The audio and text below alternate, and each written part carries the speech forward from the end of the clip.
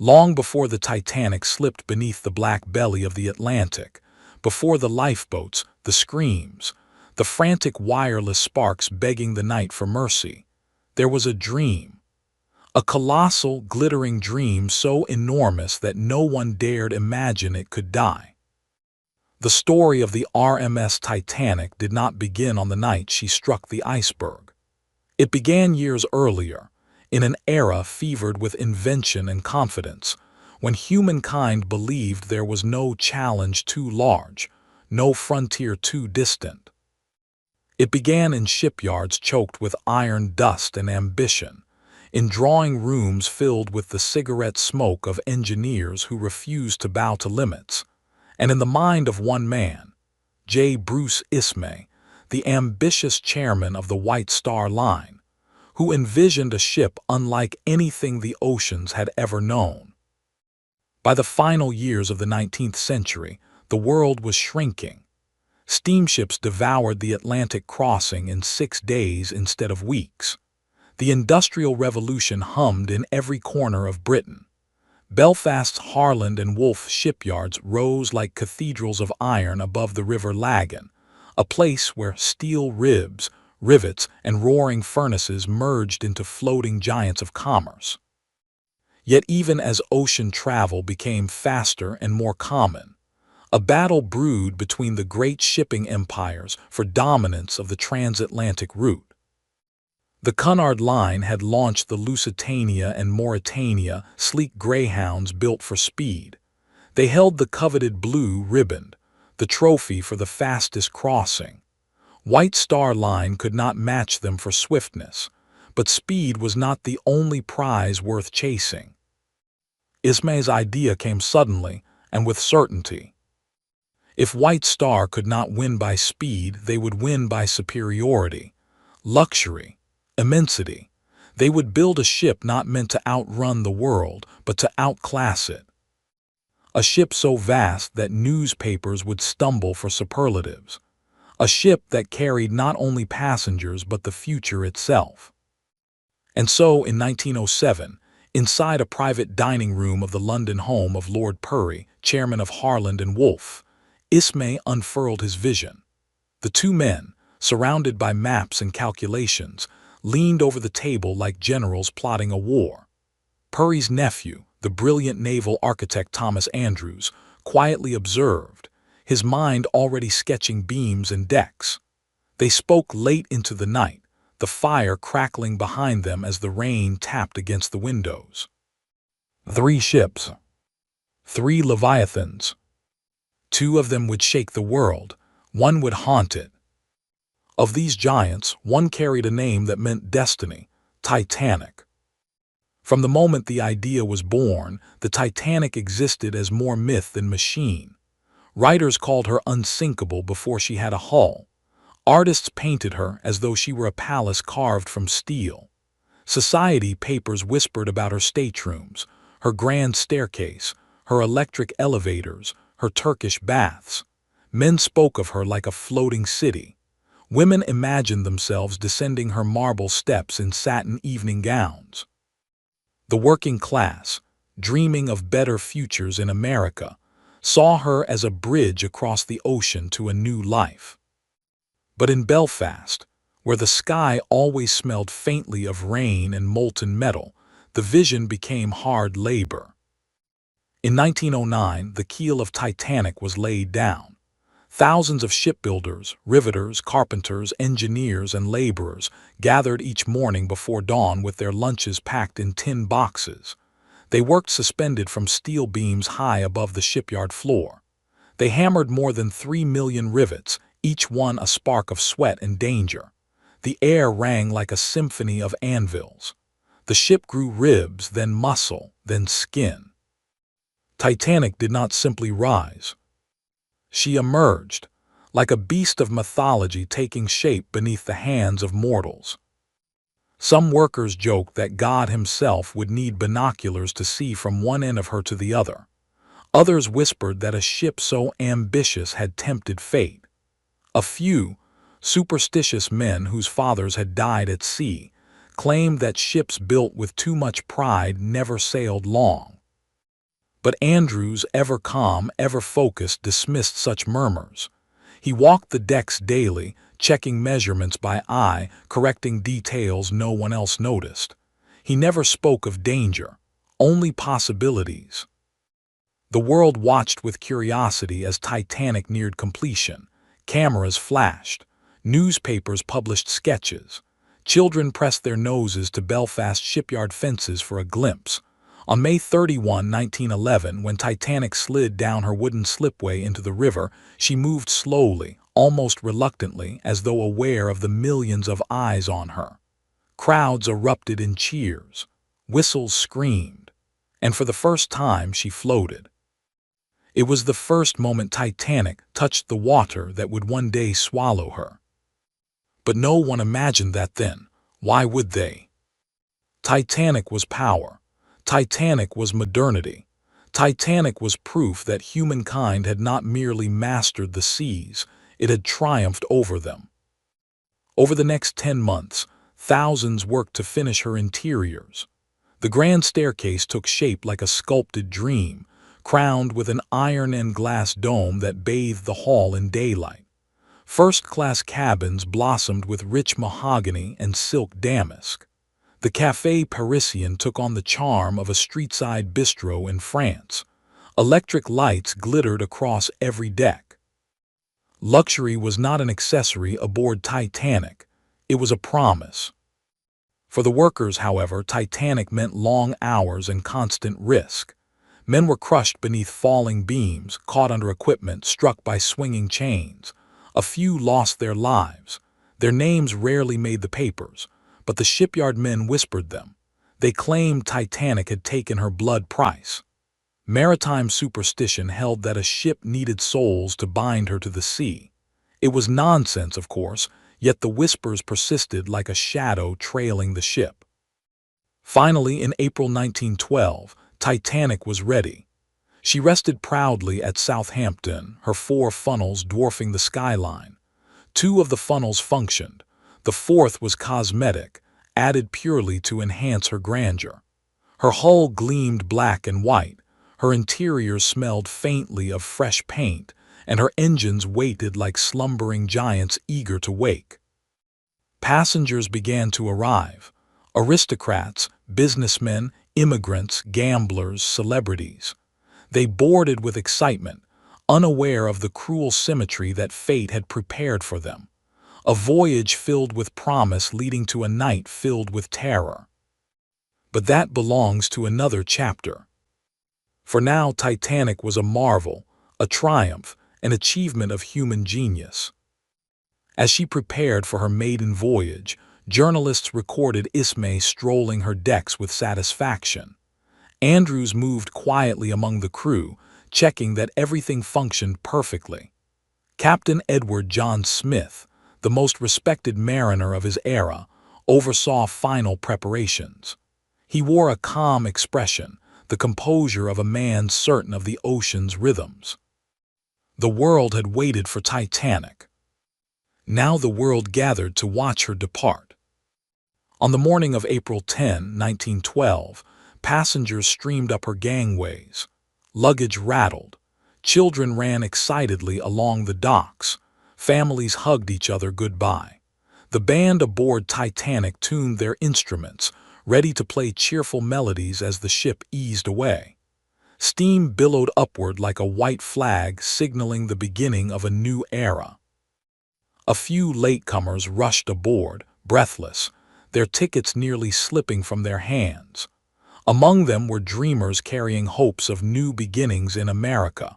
Some had saved for years to afford a third-class ticket. They carried not fine luggage but tin trunks and determination.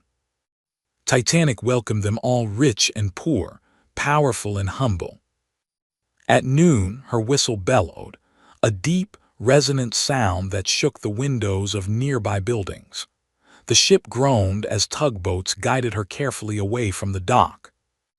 Crowds cheered, hats flew in the air, cameras clicked. Titanic moved forward slowly at first, like a giant waking from sleep. But even in this moment of triumph, the sea whispered its first warning.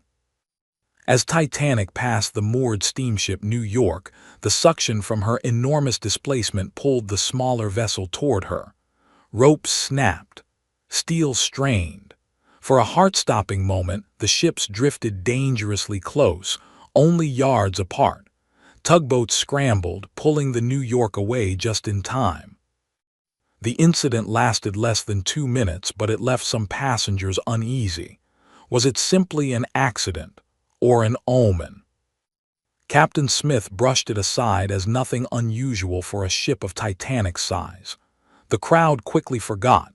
Reporters, caught in the rush of excitement, scarcely mentioned it. But a few sailors exchanged looks that hinted at unease. The sea did not like arrogance, they knew. It punished those who believed themselves immune to danger. Still, the voyage continued. Titanic picked up more passengers in Cherbourg, France, than in Queenstown, Ireland. At last, she turned westward toward the open Atlantic, toward the promise of New York, toward destiny. Those aboard felt the thrill of embarking on something extraordinary. Titanic sliced through the waters with barely a tremor. Her engines hummed steadily. Her lights glowed warm against the night. Children played, couples strolled. Musicians performed elegant waltzes. Letters were written, dreams were woven. Titanic was alive, and her passengers were part of her heartbeat. None knew that the same ocean she conquered with such confidence hid ancient secrets beneath its surface ice fields, drifting bergs and waters colder than death itself. The sea watched her advance, patient, silent. Her fate was sealed long before she reached the ice. And as Titanic pressed westward, unaware of the danger waiting in the darkness, the world's greatest ship sailed confidently into the most tragic legend in maritime history. By the second day at sea, Titanic felt less like a ship and more like a world, self-contained, glittering, invincible. But far out across the open Atlantic, unseen and unheard, warnings drifted through the cold air like ghosts whispering through the wireless. Few listened. Fewer understood. The Atlantic in April is unpredictable, 1 hour sunlit and calm, the next shrouded in fog, then suddenly turbulent. But for Titanic's first full day at sea, the ocean presented itself like polished glass. The ship glided effortlessly, leaving a white wake curling behind her. Seagulls followed in lazy arcs. It was a day so beautiful that even seasoned sailors paused to admire it. To the first-class passengers, this tranquility felt like a royal promise. They woke in soft linen sheets, sunlight filtering through their wide portholes. Servants knocked gently with morning tea. The hum of the engines vibrated faintly beneath the floors like a giant purring in contentment. In the first-class dining saloon, portraits glowed under chandeliers, and waiters in white jackets moved with quiet precision. Men discussed business, politics, and the impressive harmony of the ship's engines. Women wore mourning gowns and pearl necklaces, their conversations fluttering like silk in the air.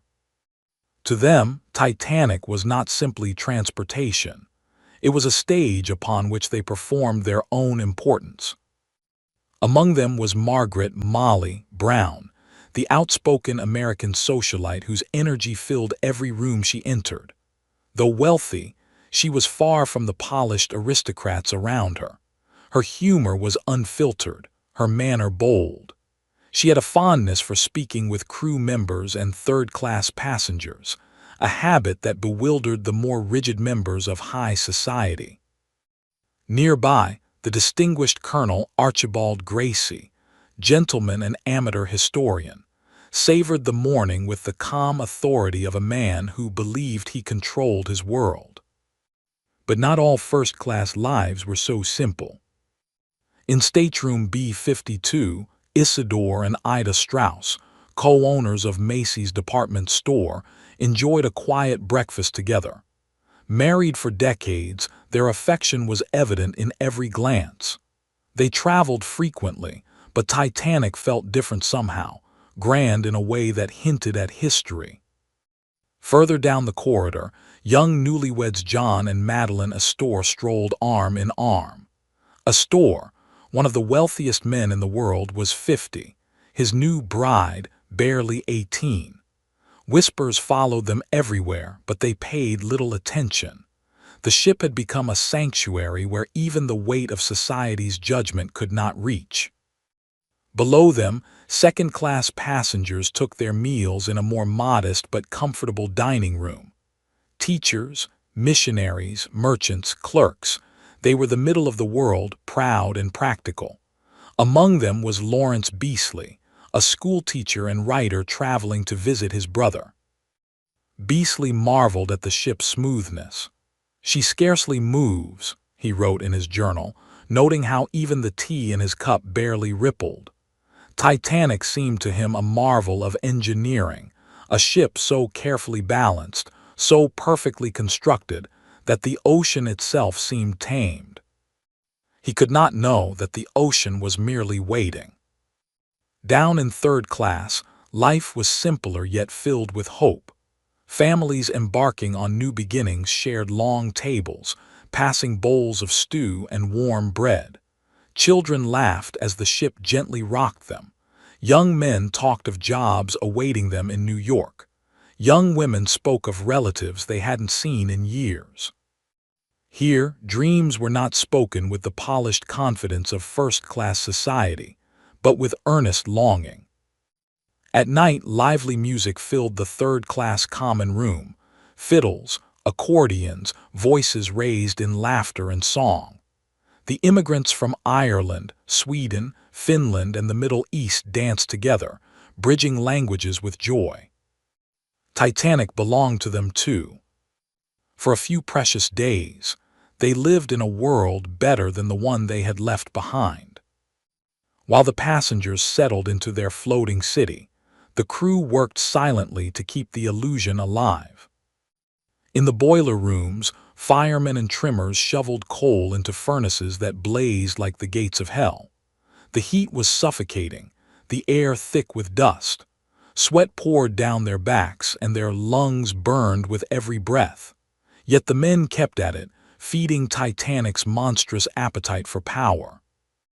In the engine room, pistons and turbines thundered in perfect rhythm. Chief Engineer Joseph Bell walked the steel catwalks with unwavering discipline. He knew every click and hiss of the machinery. Titanic's life depended on these engines, on the men who tended them without complaint, without recognition. Closer to the passenger decks, stewards made beds, polished brass, refilled water pitchers, and tended to every need. Their world existed in narrow corridors, behind closed doors, invisible but essential. Among them was Violet Jessup, a young stewardess with calm eyes and a serene smile. She had survived the near disaster of Titanic's sister ship, Olympic, the year before. Some superstitious passengers joked that her presence was a bad omen. Violet ignored them. A job was a job, and she did hers well. Up in the wireless room, perched near the top of the ship, operators Jack Phillips and Harold Bride worked tirelessly with the Marconi telegraph. Messages crackled constantly. Some were from passengers, wealthy ones, sending greetings to friends across the Atlantic. Others came from ships scattered through the ocean. Phillips' fingers tapped rapidly, sending and receiving information at lightning speed. Late that afternoon, the first whisper of danger arrived. An ice warning. The message described large floes and drifting bergs ahead. Standard procedure. Nothing unusual for April. Phillips dutifully passed it along to the bridge. First Officer William Murdoch read the message, nodded, and continued scanning the horizon. The sea was calm, almost unnaturally so. The sky was clear. Titanic sailed smoothly at over 21 knots. Ice? Perhaps. But not tonight, surely not this far south. Murdoch placed the warning among several others already collected. Titanic pressed forward, unaware that the cold breath of the Northern Ocean was creeping steadily closer. Evening brought elegance to the upper decks. First-class passengers dressed in their finest. Diamonds glittered. The dining saloon filled with the scent of French cuisine, oysters, consommé, lamb with mint sauce, Waldorf pudding. Laughter floated above the clinking of crystal glasses. In the first-class lounge, the grand piano sang softly while men played cards under electric chandeliers. There was talk of stocks, of art, of politics, of nothing at all. The world outside meant little when inside everything shimmered with privilege. Margaret Brown, however, preferred conversation with the crew. She admired the ship's young officers and asked questions others considered inappropriate for a lady, about speed, about safety, about the ship's equipment. Her straightforwardness amused Captain Smith. "You need not worry, Mrs. Brown," he said kindly. "This ship is as safe as human hands can make her." It was a phrase he would repeat many times that voyage. Second-class passengers enjoyed their own evening, more modest but pleasant. Beasley walked the deck, marveling at the starlit sky. He noted how the air grew colder with every passing hour, a sharp bite that hinted at the North Atlantic's true nature. "We are heading toward the region of ice," he murmured to himself. But the sea remained calm, eerily calm. Sailors often said that an Atlantic too still was a bad sign. In third class, the evening became a celebration. Someone played a fiddle, someone else clapped a rhythm. Feet stomped, skirts twirled, hands slapped thighs. Laughter echoed through the lower decks. Passengers danced reels, jigs, and folk songs that remembered their homelands. It was joy born not of security, but of hope. Children fell asleep mid-laughter in their mothers' arms. Men toasted to new beginnings. Women hummed lullabies. Few noticed the chill creeping through the vents. On the bridge, Captain Smith felt the cold too. He rubbed his gloved hands together and studied the moonless sky. The horizon was black as ink. The stars shone sharp and brilliant. The air carried a bite, sharp enough that it stung the lungs. Smith had crossed the Atlantic countless times. He knew this cold was not ordinary. It came from the north, from ice. Yet he did not worry. Not truly. Not yet. Titanic was unsinkable, the papers said. Titanic was safe, safer than any ship ever built. Ice would not harm her steel hull. Still, the captain ordered Murdoch to maintain a sharp lookout and instructed the lookouts to watch for bergs. It was standard caution. Nothing more. Back in the wireless room, Phillips and Bride were overwhelmed. As Titanic moved closer to the range of American wireless towers, messages poured in. Passengers demanded their personal telegrams be sent. The backlog grew. More ice warnings arrived. Some urgent. Some routine. At 9:40 p.m., a ship only a few miles north, the Mesaba, sent a detailed warning describing a massive ice field directly in Titanic's path. But Phillips was busy with passenger messages. He placed the warning aside. He intended to send it up. He never did. Night deepened. The ship sailed on. Passengers slept, danced, laughed, wrote letters, strolled the decks beneath the stars.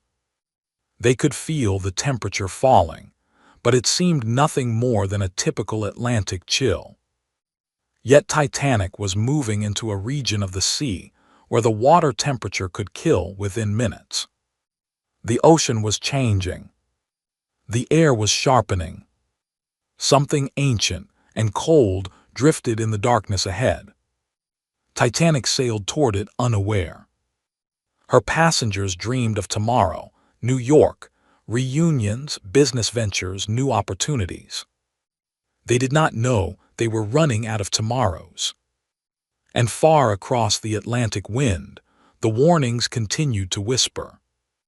By the third night at sea, Titanic sailed through waters so calm they seemed carved from glass. Passengers marveled at the stillness, unaware that the same calm, so perfect, so eerily unnatural, was the silent signature of ice waiting beyond the horizon. The night of April 12 passed steadily into the early hours of April 13 without incident, and by midday Titanic had settled into a rhythm so seamless that even the crew felt lulled by the gentle, endless hum of the engines. Conversations drifted easily along the decks, the sun glinting warmly on polished brass rails, while children chased one another beneath the watchful eyes of exhausted parents. Yet beneath this comforting surface, the sea was changing, drawing in colder currents from the north, sharp enough to sting the skin and hint at faraway ice fields drifting like sleeping white giants. The officers noticed the cold, but not with fear, only with the respectful caution of men who knew the ocean's moods. Still, no one suspected the scale of what lay ahead. That afternoon, Captain Smith took a slow walk along the promenade deck, hands tucked behind his back, the seasoned face of a man who had sailed the Atlantic for decades. He chatted briefly with passengers who recognized him, always polite, always reassuring, and admired the horizon with the contented ease of a man nearing retirement. This was to be his final voyage before stepping down from the sea forever. Titanic was the crowning achievement of his career, the perfect note upon which to end a lifetime of service. How strange it must have been for him to gaze at the iron rail beneath his hand, unaware that this beautiful ship, this monument to engineering, would become forever bound to his name, not as triumph, but as tragedy. By the time the sun dipped toward the horizon, leaving streaks of rose and gold across the sky, the temperature had dropped sharply. Passengers bundled themselves in coats and scarves as they walked the decks before dinner, their breath visible in the air, though few understood the significance of this sudden chill. For many, the cold only heightened the ship's romantic allure, a reminder that they were far from the familiar coasts of home and deep within the heart of the Atlantic. Couples paused to watch the ship's enormous shadow glide over the surface of the water as the light faded, marveling at how calm everything seemed. So calm that the sea reflected the darkening sky like polished obsidian, unmarred by waves. So calm it felt as though Titanic were suspended not on water, but on air. Inside the ship, warmth wrapped itself around the passengers like a velvet cloak. First-class diners dressed in their most elegant attire, men in crisp black tailcoats with gold cufflinks, women in silk and chiffon gowns that caught the glow of the electric lamps. The dining saloon glittered with cut crystal and silverware, the soft clink of glasses, and the murmur of polite conversation creating a symphony of luxury. It was hard inside such splendor to imagine that danger could exist anywhere nearby. People spoke of business investments, family estates, summer plans abroad. They savored courses of consommé, salmon mousseline, lamb with mint sauce. The world outside, the cold, the sea, the ice that inched invisibly closer, felt like a distant rumor. In second class, a more modest but cheerful dinner unfolded. The atmosphere lacked the opulence of first class, but what it lacked in grandeur it made up for in warmth. Clerks, merchants, schoolteachers, and families from across Europe and America enjoyed their meals with a comfortable sense of belonging. There was no hint in their laughter of the darkness pressing down upon the ocean that night. They chatted about their destinations, the new opportunities awaiting them in America, the curious novelty of traveling aboard the largest ship in the world. The ship itself felt like assurance, a steel guardian that promised safe passage. Below them, third class buzzed with lively energy. After dinner, music again rose from the communal areas, foot-stomping reels from Irish fiddlers, spirited folk songs from Scandinavian travelers, and the rhythmic pulse of Middle Eastern melodies. Children clapped, mothers laughed, fathers lifted their sons high into the air. Titanic, for many of them, represented a future they had fought desperately to reach. For these families, hardship was something they carried in their bones, the heavy knowledge that life did not easily bend toward fairness. But aboard Titanic, for a few magical days, the weight of poverty seemed lighter. Here, they felt treated with dignity, clean beds, warm meals, friendly stewards. They felt, perhaps for the first time, that the world had room for them. While passengers celebrated the simple joys of the voyage, the crew settled into their routines. Stewards hurried through the corridors with trays balanced expertly in their hands.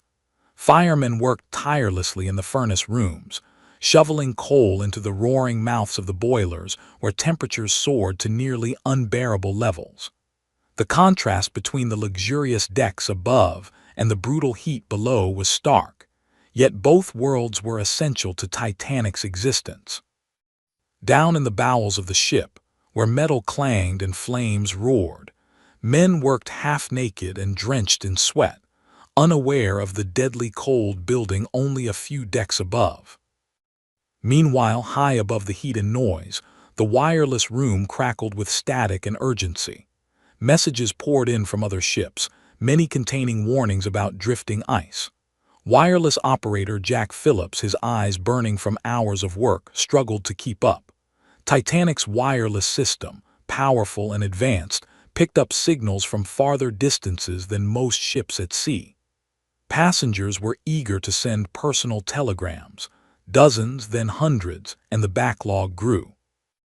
Every wealthy traveler aboard Titanic seemed to have some urgent message for the world across the ocean. By evening, Phillips and his assistant Harold Bride were overwhelmed. The constant tapping of the Morse key created a relentless rhythm that echoed with pressure. Send message, acknowledge, transmit, repeat. At one point, Bride brought an ice message to Phillips, who barely looked up before saying sharply, "I'm busy." Bride understood the frustration. He felt it too. But neither man could fully grasp the importance of the warnings piling up. They were trained to focus on passenger messages first. Ice was the officers' concern, not theirs. So the warnings continued to stack, ignored not out of negligence, but out of exhaustion and misplaced priorities. The sea was sending signals, whispering its dangers into the airwaves, but the men tasked with listening were drowned in noise. Night deepened as Titanic pressed forward. Above the ship, the sky cleared into a breathtaking canopy of stars. Not just stars, diamonds suspended in infinite blackness. So many visible, so bright that passengers claimed they had never seen a night like it. The air was so crisp and dry that the stars glittered with almost unnatural intensity, reflecting perfectly on the mirror-flat ocean below. The effect was disorienting. The horizon dissolved. Sky and sea became one seamless, shimmering void. It was beautiful. It was deadly. Lookouts perched in the crow's nest high above the bow scanned the darkness for signs of ice. But without moonlight, icebergs, especially the low, flat kind known as growlers, were nearly impossible to see until they were dangerously close. Lookout Frederick Fleet wrapped his coat tighter around him, teeth chattering as the cold gnawed through wool and bone. He knew the sea well enough to understand that this kind of cold wasn't natural. It tasted of the north.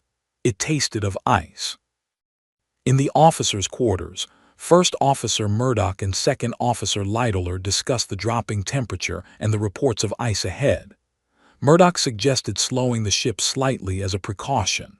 Littler, however, believed that with the night clear and the sea calm, visibility was excellent, though in truth, a calm sea made icebergs harder, not easier, to spot.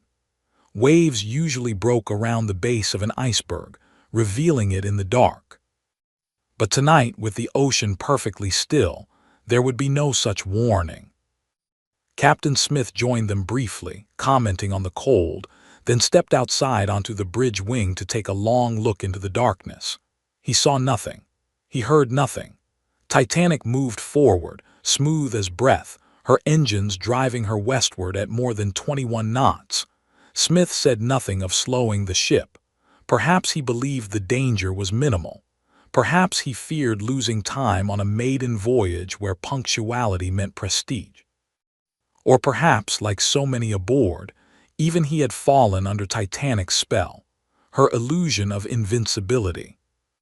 He returned to his cabin shortly before 10, leaving the bridge in Murdoch's capable hands.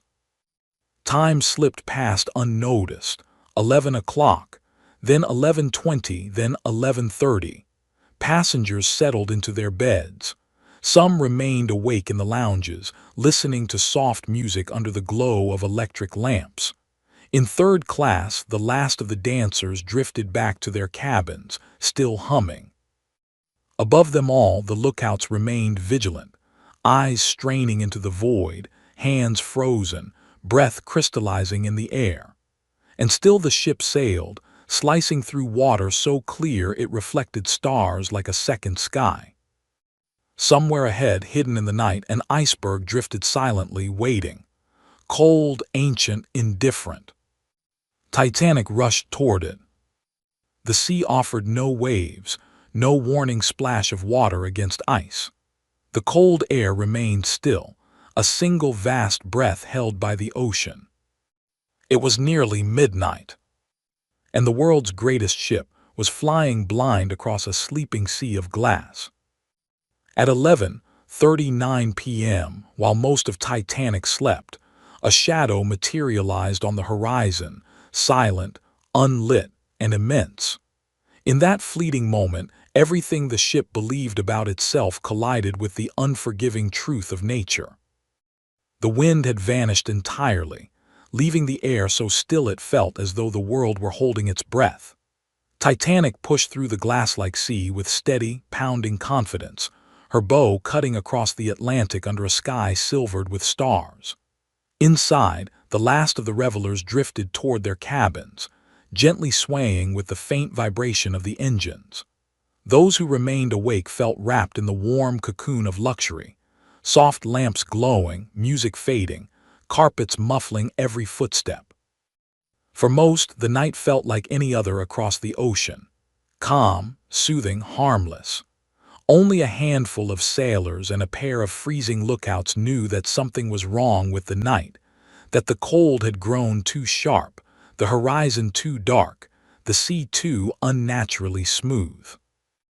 In the crow's nest, lookouts Frederick Fleet and Reginald Lee squinted into the blackness. Their eyes watered from the cold, and their fingers had gone numb long ago. The stars reflected off the perfectly still water, creating illusions of movement beneath them. Without binoculars, which had been misplaced before departure, they relied entirely on their eyes, straining for any hint of danger. The silence pressed against them as though the world had narrowed to the small wooden platform on which they stood. They could not hear the machinery far below, only the faint whisper of the wind that Titanic created through movement. Even that whisper seemed muted tonight. Down on the bridge, First Officer Murdoch paced slowly, scanning the horizon with the trained instinct of a man who knew the sea intimately. Yet even he knew that spotting ice on such a night was nearly impossible. He felt the cold bite into his cheeks, harsher than the typical Atlantic chill. He had read the warnings. He had watched the temperature drop. He knew they were in ice fields, but the ship pressed on at full speed, and there was no order from the captain to slow. A part of him, a small, uneasy voice, wondered if they were being too confident, too trusting, too certain in steel walls and watertight compartments. Below deck, passengers slept in warm cabins unaware that just beyond the steel hull the temperature had dropped below freezing, the ocean a dark grave of lethal cold. Mothers tucked their children into narrow beds. Men smoked their last cigarettes before turning in, Married couples whispered about the future waiting for them in New York. No one imagined that history was gathering itself outside their portholes, massive and silent and indifferent. Then at 11:39 p.m., Lookout Fleet's eyes caught something. Something not like the reflections of stars, not like the shimmering horizon, not like the rolling darkness he had grown used to all night. A shape. A faint smudge against the sky, pale and enormous, as though a ghost were rising out of the sea. It appeared without warning, without sound, without motion, yet it grew larger with every second. Fleet leaned forward, heart quickening, unable to believe what his eyes were telling him. He blinked once, twice, and the shape sharpened, a massive wall of ice directly in Titanic's path. For a moment, time froze with the shape. Fleet slammed the bell 3 desperate times, the sharp clang shattering the silence. "Iceberg right ahead." Lee shouted the same words down the voice pipe, the urgency thick in his voice. On the bridge, Murdoch reacted instantly, not with hesitation, but with the reflexes of a seasoned officer. His hand shot toward the engine telegraphs, throwing them to full astern, a command so unusual for a ship at full speed that the engineers below would later describe it as a shock. At the same instant, Murdoch yelled, "Hard a starboard," instructing the helmsman to turn the wheel fully to the left in the steering system of the time. Titanic responded, but slowly, too slowly. The great ship was nearly 900 feet long and weighed over 46,000 tons. Her momentum carried her forward with the unstoppable force of a moving city. Every second counted. Every fraction of a degree mattered. The iceberg loomed larger, now visible from the bridge as a monstrous ridge of white towering above the bow, stretching farther than the eye could see.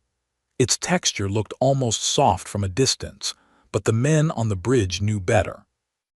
Ice that old, that immense, was harder than steel. Below deck, passengers felt a subtle shudder, barely noticeable, like a train slipping gently over a track. Some lifted their heads from their pillows, puzzled. A few dismissed it as nothing more than a shift in the ship's engines. But in the boiler rooms and along the hull, the sound was unmistakable. A grinding vibration, a long, trembling scrape. It moved along the hull from bow to aft, as though a giant fingernail were dragging itself along the ship's side. Titanic began to swing left, the bow veering just enough that she seemed to skim past the iceberg's face.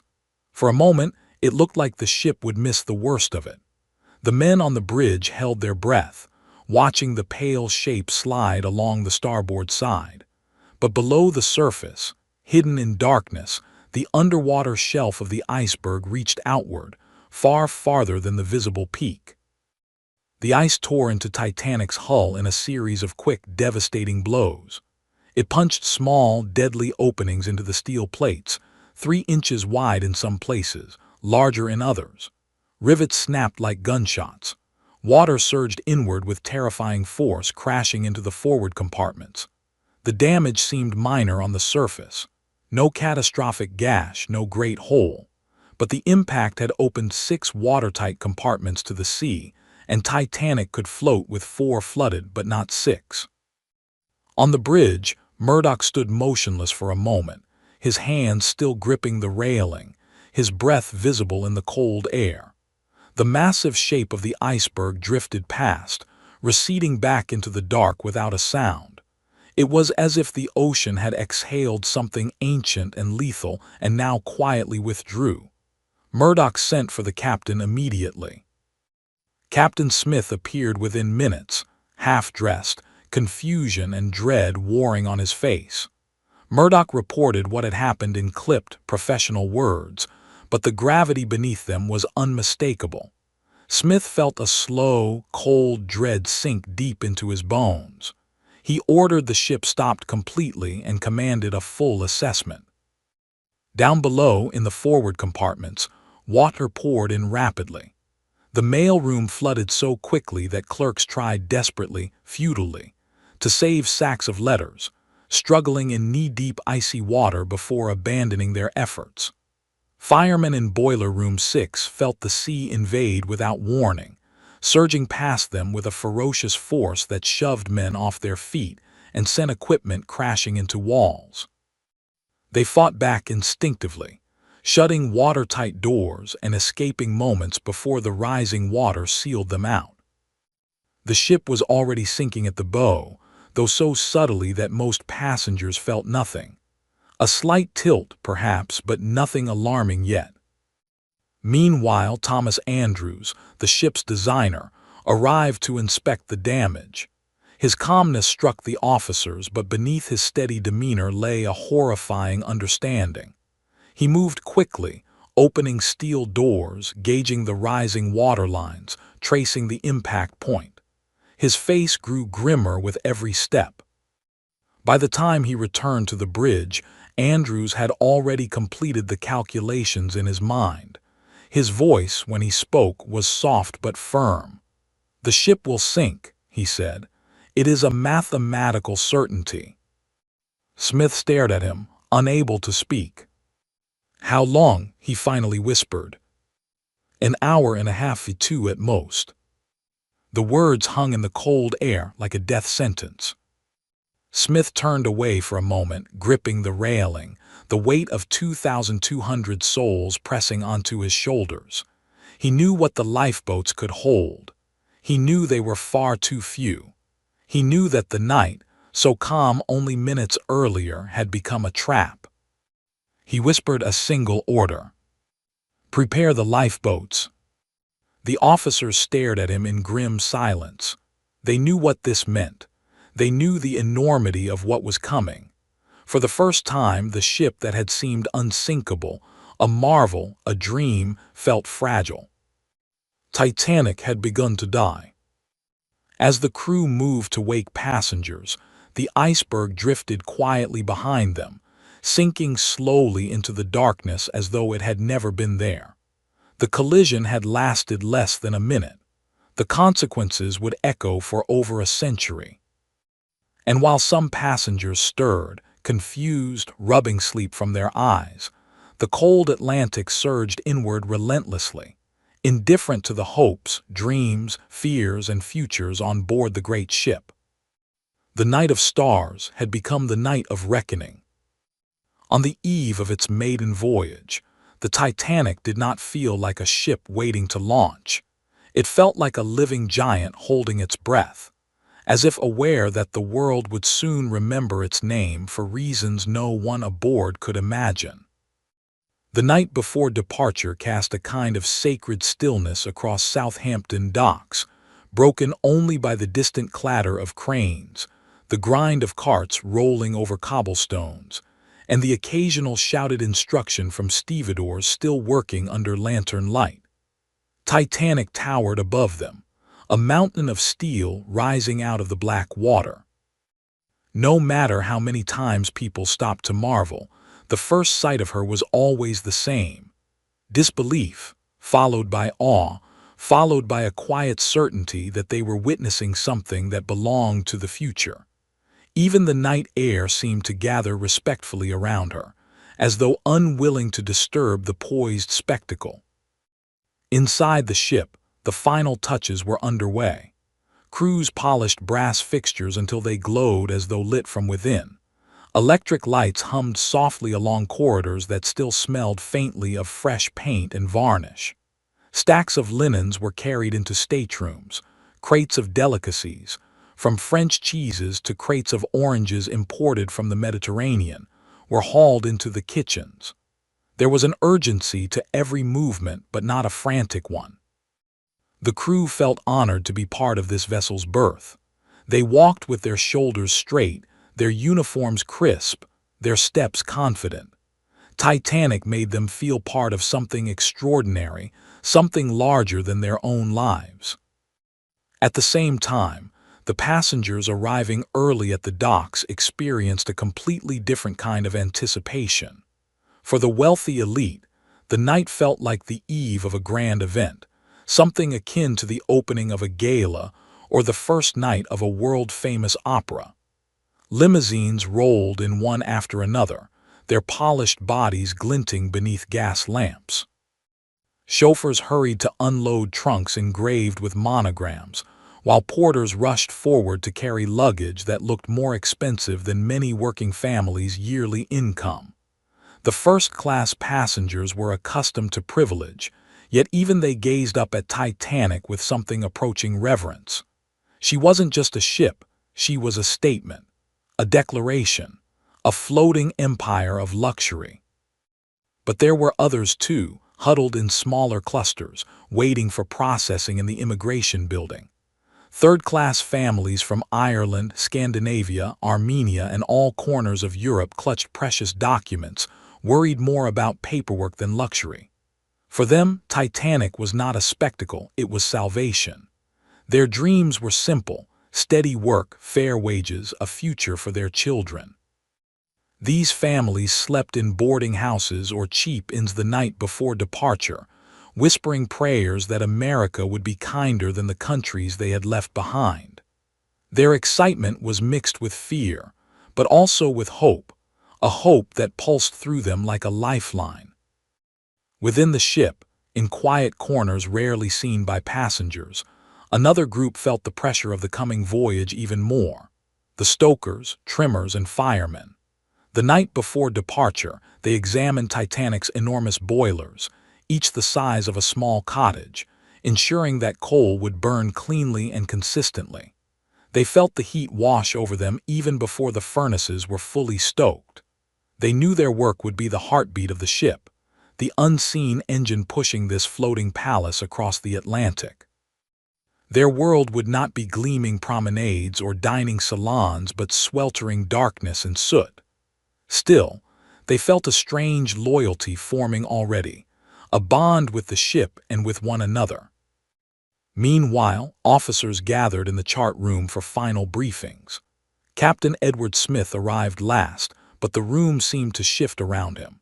He carried the aura of command effortlessly, a tall, dignified man with a calm confidence that reassured crew and passengers alike. To be under his leadership felt like being under the protection of a man carved from experience itself.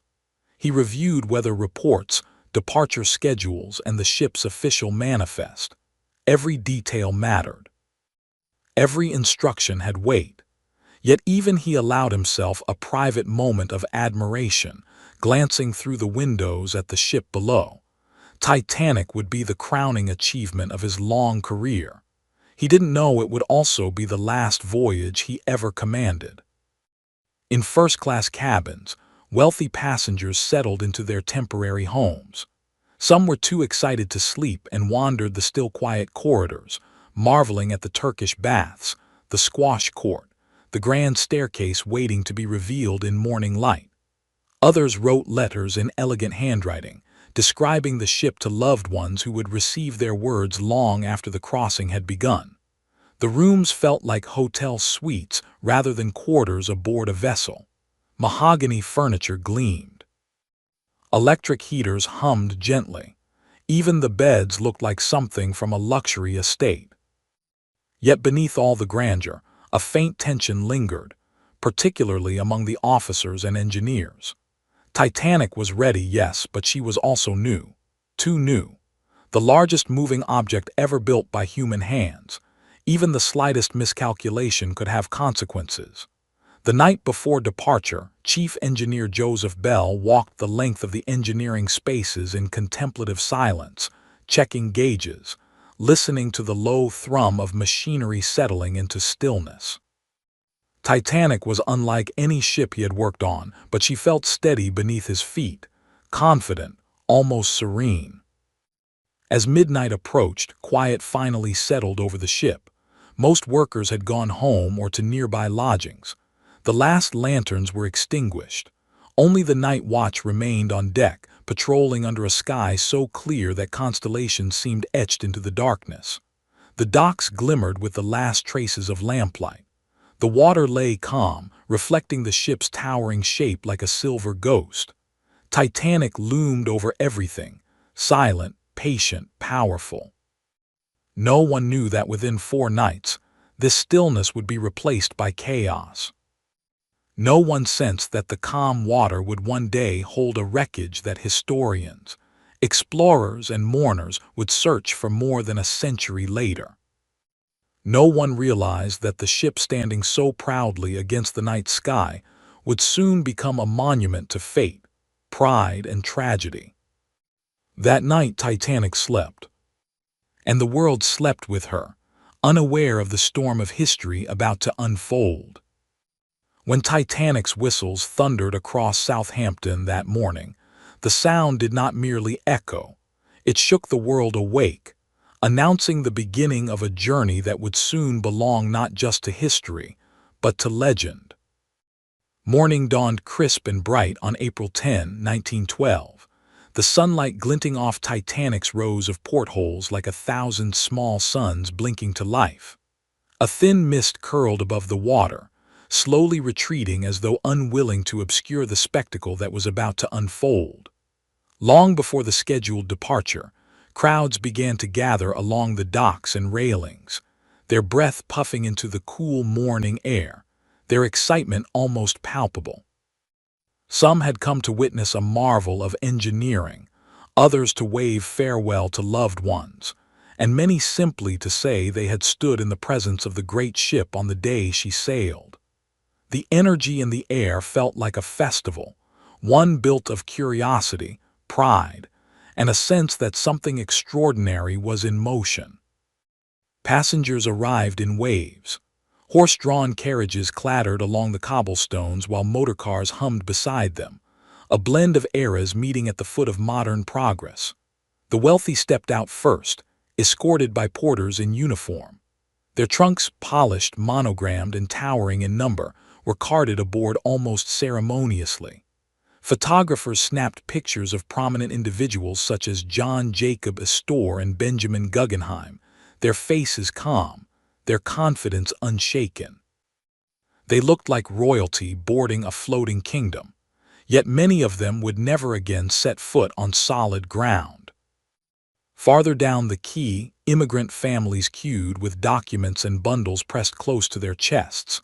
Mothers hushed restless children, fathers kept eyes fixed ahead, and young adults vibrated with the buzzing hope of new beginnings. For them, Titanic represented far more than luxury. It was the doorway to a life they had dreamed of for years. Their excitement was quieter, humbler, but no less powerful. The ship towered above them like a promise that could not be broken. At 9:30 a.m., Captain Edward Smith boarded the vessel wearing his immaculate uniform, silver beard trimmed perfectly. As he stepped across the gangway, a murmur rolled through the onlookers, a collective awareness that this was not just any captain, but a man whose maritime reputation bordered on legend. Officers stood straighter as he passed, crew members nodded with respect, and even some passengers paused mid-step as though witnessing a moment of ceremony. Captain Smith felt the weight of it, of the ship, the voyage, the expectations, and yet he carried it with a calm grace. This was to be his final voyage before retirement, the culmination of a long and decorated career. What better vessel to retire upon than the grandest the world had ever known? Within the ship, final preparations took on a feverish momentum. Stewards escorted passengers to their cabins, servers arranged cutlery in dining rooms with mathematical precision, and engineers performed their last checks on the boilers below. The nostrils of the ship, its funnels, began to release lazy streams of smoke that drifted upward like offerings to the sky. The machinery deep inside Titanic awoke slowly, stretching like a giant roused from slumber. The ship wasn't just ready, she was alive. At 11:40 a.m., boarding began to close.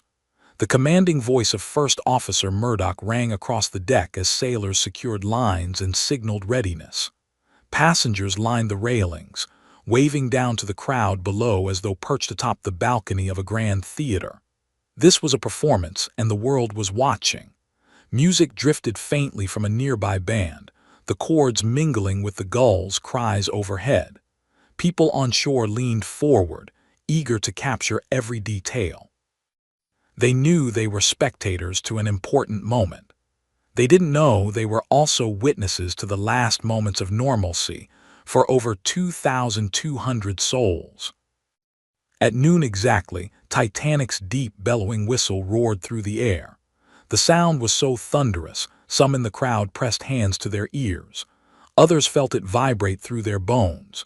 It was not merely a departure signal. It was the voice of the ship itself, a monumental announcement that she was leaving her birthplace and stepping into history. The cheers that followed were loud enough to drown even the whistle's echo. Hats waved, handkerchiefs fluttered, and shouts of "Bon voyage" soared across the water. Slowly, almost imperceptibly, Titanic began to move. Her massive hull slid away from the quay with a grace shockingly delicate for something so enormous. The tugboats strained against their lines, guiding her into deeper water. For a moment, it seemed as though time itself slowed to watch her go. Children on shore yelled in delight, pointing at the majestic ship drifting past them like a floating castle. Couples held each other tighter. Mothers wiped tears. Passengers on deck leaned dangerously far over the railings, wanting to absorb every detail of the crowd, the docks, the land they might never see again. Then came the moment that caused hearts everywhere to skip, the near collision with the New York. As Titanic passed the smaller ship, the suction created by her massive displacement caused the New York's ropes to snap like gunshots. The vessel lurched toward Titanic, pulled helplessly by invisible forces. Gasps rippled through the crowd. Crewmen shouted warnings. Officers barked commands. For a breathless instant, the two ships seemed doomed to collide, an omen, a violent interruption to the triumphant departure. But with expert maneuvering and quick action by tugboats, the New York was pulled away at the last possible second. Disaster was averted. Nervous laughter spread through the crowd. Passengers exhaled. Officers exchanged looks but quickly resumed their duties. Captain Smith, though calm, could not ignore the faint unease settling over him. Accidents on departure were not common, but they did happen. Still, the incident faded as quickly as it came. Onlookers cheered again, louder now, as though to banish any lingering shadow. By early afternoon, Southampton began to disappear behind Titanic in a haze of distance. The ship glided confidently through the Solent, her engines beating steadily, her passengers ready to begin their grand crossing. Families unpacked, explorers roamed the decks, and the first waves of excitement washed through every corridor. The world behind them grew smaller by the hour, but ahead lay Parisian-style restaurants, open sea, music, dancing, and the anticipation of New York's towering skyline. But beneath the glittering promise of the voyage, few realized that the true story of Titanic was already in motion. With each churning revolution of the propellers, the ship carried its people farther from safety and closer to the unthinkable fate that awaited in the cold darkness of the North Atlantic. As Titanic pushed into open waters and the last traces of Southampton faded behind her, an invisible curtain lifted, revealing a floating world where class, dreams, secrets, and destiny began weaving themselves together long before the iceberg ever came into view. With the coastline shrinking to a thin gray smear behind the ship, Titanic settled into her journey with a confidence that radiated from every creak of her steel frame.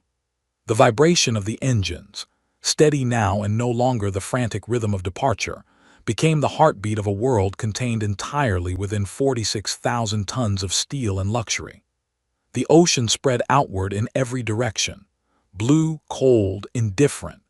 Yet for the passengers, the ship felt like a city full of life and promise.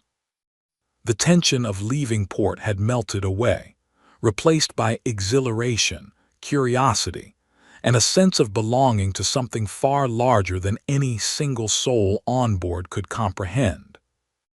In first class, life unfolded like the opening act of an elegant opera. The grand staircase, illuminated by the soft glow of the massive glass dome overhead, became the central artery of aristocratic activity. Women in tailored day dresses glided down the steps as if performing choreography meant to impress invisible audiences. Men gathered in small clusters, conversing about business, politics, and the bold future of transatlantic travel. The soundscape was one of polite laughter, clinking crystal, and the faint echo of the ship's band rehearsing somewhere beyond earshot. Every polished surface reflected wealth, every corridor radiated comfort. Some passengers walked slowly, savoring the grandeur, while others strode with the brisk, busy confidence of individuals who believed luxury was their birthright. John Jacob Astor and his young wife, Madeline, strolled arm in arm across the promenade deck, drawing curious glances from those who recognized the famous couple. Astor appeared relaxed, though beneath his calm expression lived the sharp mind of a businessman studying every new detail. He admired Titanic, not simply for its beauty, but for its symbolism, a demonstration of human progress, innovation, and ambition. Meanwhile, Benjamin Guggenheim, impeccably dressed as always, took his time adjusting to his surroundings. He found great amusement in observing fellow passengers, remarking privately to his valet that the ship resembled a private club disguised as a vessel. There was truth in that sentiment. Titanic was not just transportation, it was a floating exhibition of the world's elite. Farther along in second class, the atmosphere was lively but grounded. These passengers, teachers, merchants, clerks, doctors, missionaries, held aspirations of their own, though not gilded by sensational wealth. They admired the ship with a more humble wonder, grateful for amenities they rarely encountered even on land. The library offered quiet comfort, the dining saloon buzzed with conversation, and the decks provided sweeping views of the sea. For many, Titanic felt like a dream they had somehow stumbled into. Couples leaned against railings, pointing out seabirds gliding in the ship's wake. Children darted between rows of deck chairs. Conversation flowed easily, unburdened by formality but filled with excitement about the new world waiting across the ocean. In third class, life was simple, loud, and full of raw optimism. The unfamiliar vibration of the engines made some infants cry, but older children embraced the adventure with boundless energy. Wooden benches crowded the general room where passengers mingled, Italians chatting with Swedes, Irish families laughing with newly married couples from the Balkans, languages overlapping like threads in a colorful tapestry. Music often filled the space, with fiddles and small accordions producing melodies that lifted even the tired spirits of travelers who had endured long journeys just to reach Southampton. The accommodations were modest but clean, and compared to the living conditions many had left behind, they felt almost luxurious. For these passengers, Titanic was a bridge to hope, not indulgence. Deep within the ship, below the elegant decks and polished corridors, the world looked entirely different.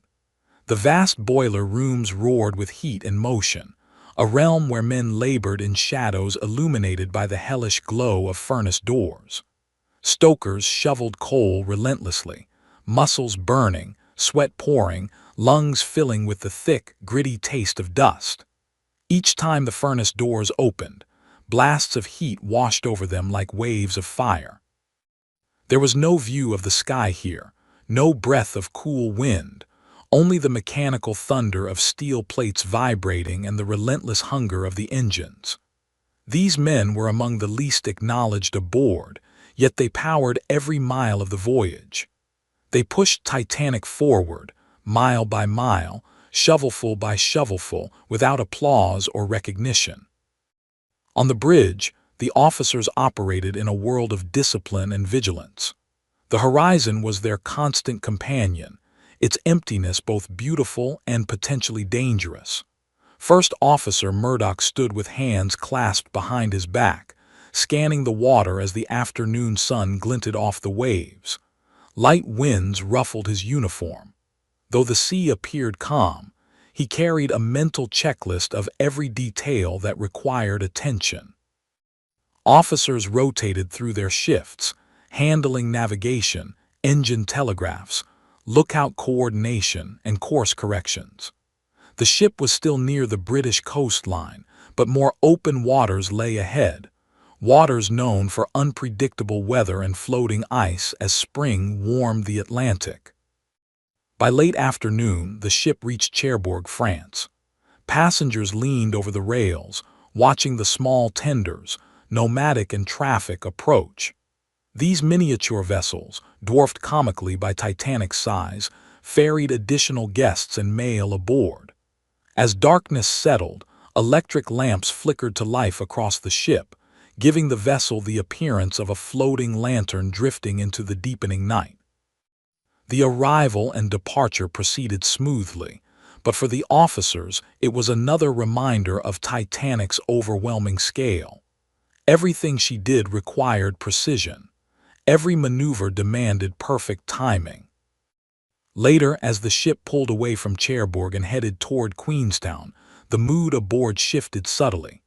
The excitement of departure had settled into the quiet rhythms of shipboard life. Dinner was served. Wines were poured. The orchestra played gentle waltzes in the first-class dining saloon. In second class, passengers shared stories of home and future plans. In third class, laughter echoed through the corridors as travelers played cards, sang folk songs, and made new friends. Titanic cut through the dark water with a confidence that felt almost regal. The sea reflected her lights like glowing ribbons trailing behind her. A few passengers ventured onto deck, drawn by the crisp air and the mesmerizing sight of the ship's wake stretching endlessly into the night. Stars shimmered overhead, some so bright they seemed touched by frost. The world felt peaceful, almost enchanted.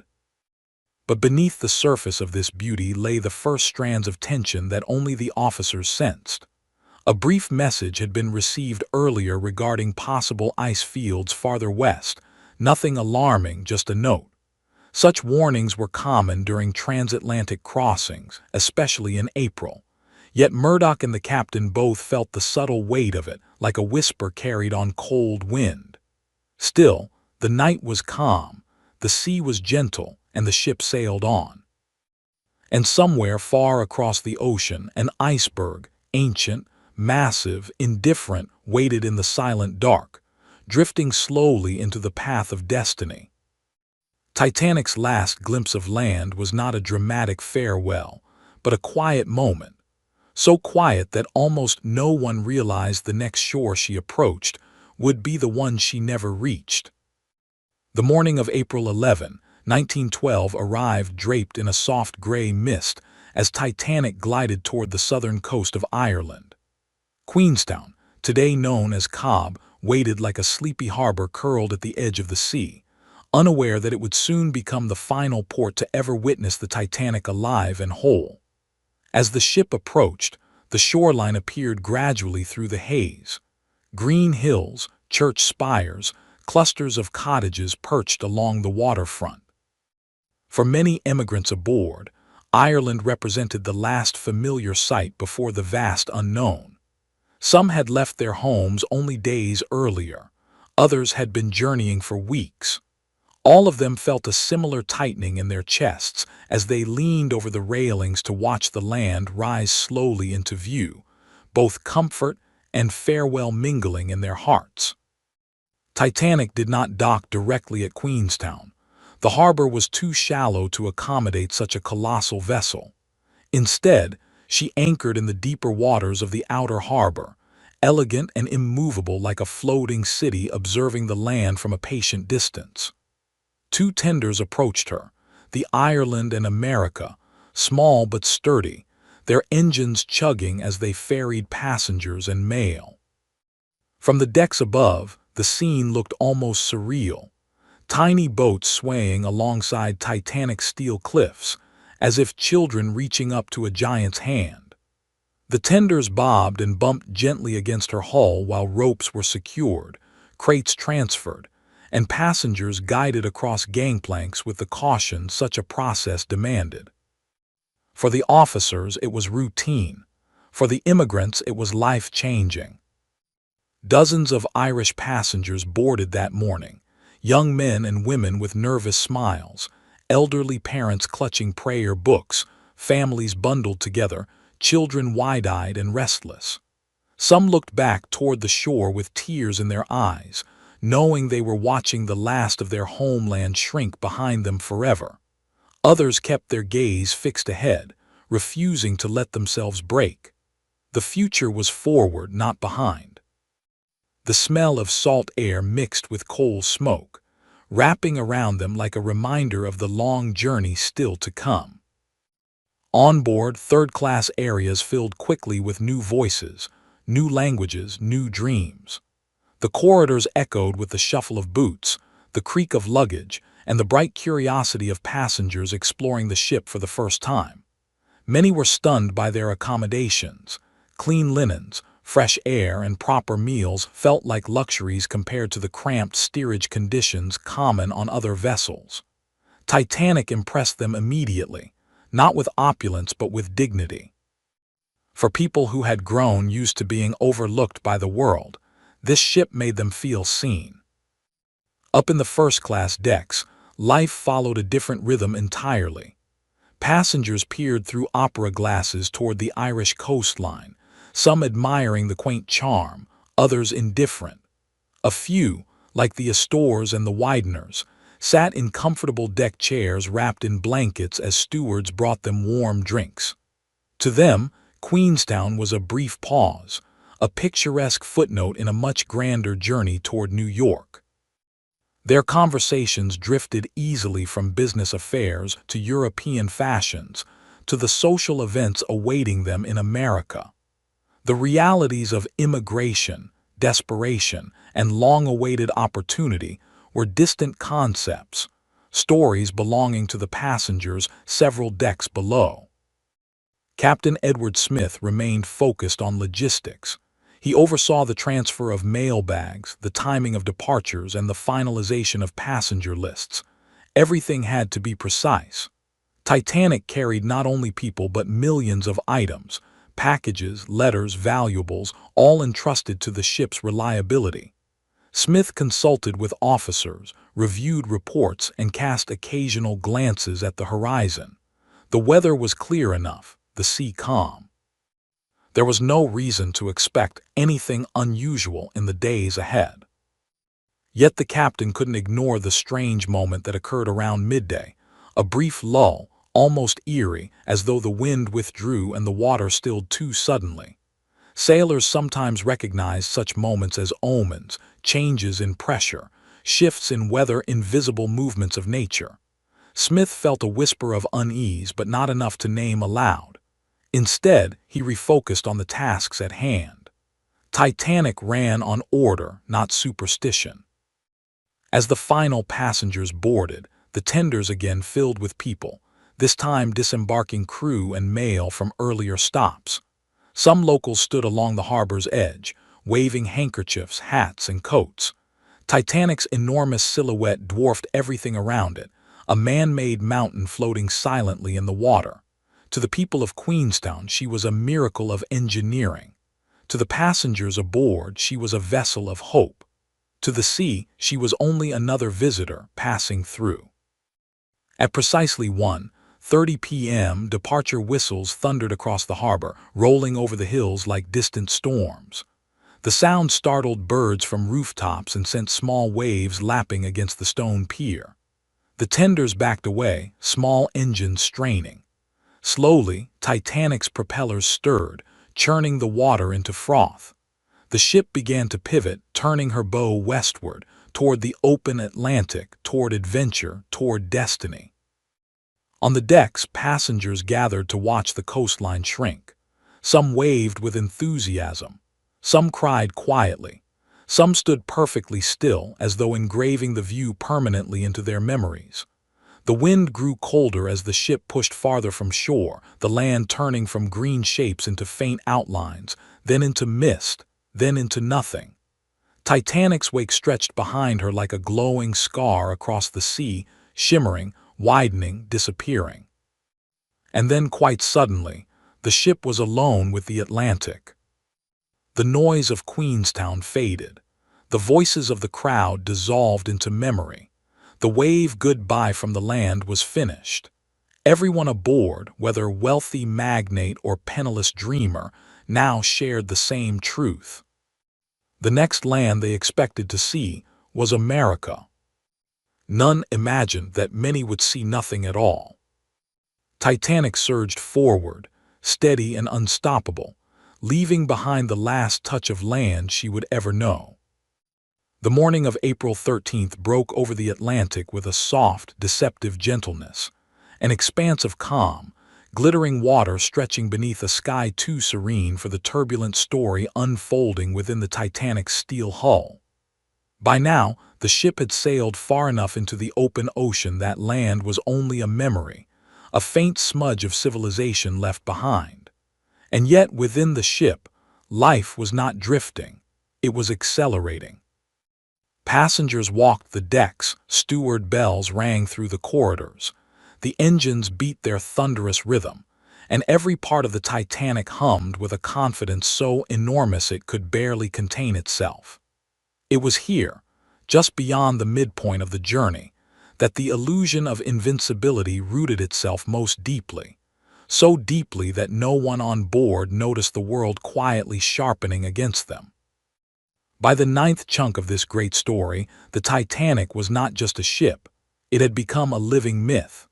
The passengers spoke of her as though she were infallible, a floating kingdom of steel that dismissed the dangers confronting lesser vessels. The officers, though disciplined, felt the subtle pressure of her reputation. Even the crew members who should have known better marched with a quiet swagger. The sea was calm enough to reflect the stars in its surface like a mirror, the kind of deceptive calm sailors feared, though on Titanic, no one allowed themselves to voice that superstition out loud. Instead, it was simply called good weather, and the engines continued to drive the vessel forward at a pace that quietly, intentionally edged upward. Inside the first-class lounges, the air was warm with the glow of electric lamps and the hum of conversation. Men discussed business and politics over glasses of cognac, and women in elegant evening gowns drifted like bright birds through the reception rooms. Every soft clink of cutlery, every swell of the grand piano, every burst of laughter reinforced the same unspoken belief that nothing bad could happen here. The Titanic wrapped its people in a cocoon of comfort so complete that the ocean outside, cold, dark, immense, felt irrelevant. The ship's designers had boasted about its watertight compartments, its advanced engineering, its cutting-edge safety mechanisms. Those words had taken on a life of their own, becoming gospel, and the more the passengers believed in the Titanic, the less they paid attention to the world beyond its glowing interiors. Even in second class, where life was simpler and the accents more varied, there was a sense of pride in being aboard such a marvel. Teachers, writers, tourists, families, people who had saved for years just to afford the crossing, felt a thrill each time they saw the ship's name embossed in gold above the doorways. Children played with hoops on the promenade deck, couples strolled arm in arm, travelers wrote letters in the reading room, describing with almost reverent awe the luxury and immensity around them. The Titanic made everyone feel larger, grander, as though being aboard her lifted them above the ordinary concerns of life. Third class, tucked deeper inside the vessel, still buzzed with its own joyful energy, its own sense of upward momentum. Immigrants bound for America spoke of opportunity with bright, urgent voices. Mothers soothed babies to sleep beneath the hum of the engines. Young men played cards on narrow tables and dreamed aloud about the lives waiting on the other side of the ocean. They felt safe here too, maybe not in the polished, glittering way of first class, but in the solid, trustworthy sense that the world's greatest ship must also be the world's safest. Even those who had crossed the Atlantic before and had stories of storms and near misses found themselves reassured by Titanic's scale, by the sturdy thrum of its engines. It was as though the ship itself whispered, "I will carry you to your new life." But somewhere beneath this human certainty, the ship was beginning to feel the strain of its own legend. Every ton of coal shoveled into the furnaces pushed it faster, heavier, deeper into the voyage. The engineers, sweating and soot-covered, worked relentlessly in the boiling heat of the boiler rooms, where the floor trembled and the air shimmered. They knew the ship's speed was increasing. They could feel it in the vibration of the decks. But orders were orders, and the men of the engine room never questioned the pace at which the Titanic drove forward. They kept the pressure high, kept the pistons pounding, kept the propellers churning through miles of ocean. The faster the ship went, the more alive it felt. Above them in the wireless room, the Marconi operators were buried in messages. Wedding announcements, business instructions, personal notes, dinner reservations. First-class passengers sent and received telegrams with the kind of ease and frequency that today would resemble text messaging. The operators, Jack Phillips and Harold Bride, were drowning in traffic, their fingers tapping furiously at the keys. Messages of ice, warnings from other ships, came in repeatedly throughout the evening and afternoon. But they were tossed aside, stacked in piles, or delivered with little urgency. Not because anyone was careless, but because the Titanic's momentum, physical and psychological, had become a tide too strong for caution to interrupt. Meanwhile, the North Atlantic itself was shifting. The temperature had begun to drop, almost imperceptibly at first, then more sharply. The air grew colder, the breeze stiffer, the sea darker. Small indicators showed themselves, breath turning to mist, deck railings cooler to the touch, a faint bite in the wind that slipped through coats and scarves. A few passengers noticed, a few commented, but the calm surface of the ocean reassured them. Water smooth as glass meant safety, or so they believed. They didn't know that such stillness often meant ice. And the Titanic, gliding at near-top speed, was sailing directly into waters littered with silent, drifting giants. But Chunk 9 is not the story of the iceberg yet. It is the story of the hours before, the quiet tightening of fate, the tightening of the narrative, the tightening of the ship's own blind confidence. Because the Titanic was not doomed by a single moment of impact alone. It was doomed by a chain of choices, beliefs, assumptions, and illusions that had wrapped themselves around it long before the iceberg's silhouette appeared in the dark. Everything about the ship, its speed, its culture, its hierarchy, its pride, was steering it toward a collision long before the sea did. And on this night, April 13th moving into April 14th, that momentum was reaching its peak. Passengers dined, danced, laughed, slept. Officers paced the bridge, boots clicking softly on the wooden planks. The wireless room crackled with static and messages. The engines thundered. The sea lay flat as iron beneath a moonless sky. And the Titanic, bright, confident, unstoppable, pressed forward through the darkness with the full weight of its myth behind it. It was a ship that believed its own legend. And legends, when unchallenged, drift toward tragedy with their eyes closed. Night settled over the Titanic on April 14th with an eerie softness, so gentle, so deceptively calm that it felt almost engineered. By dinner time, the cold had begun creeping across the decks in a thin, steady current whispering hints of the world ahead.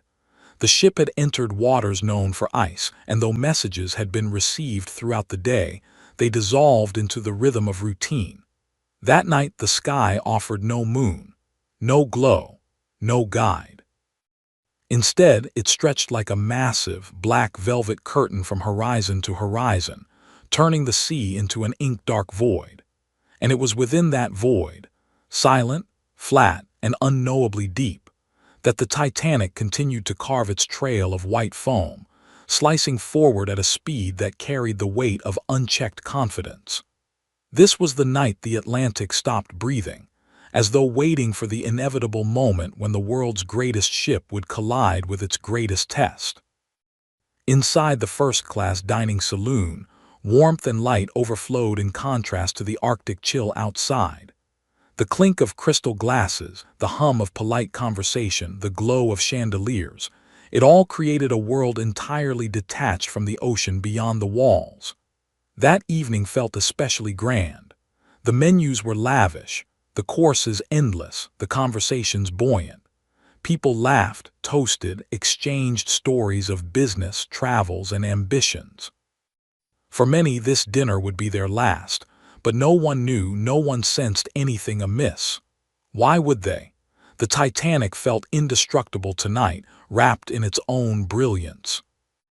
In the smoking room, men lingered over cigars whose fragrant smoke curled through the wood-paneled space like slow-moving ghosts. Cards slapped against tables. Strategy, rivalry, and banter unfolded in a haze of tobacco and brandy.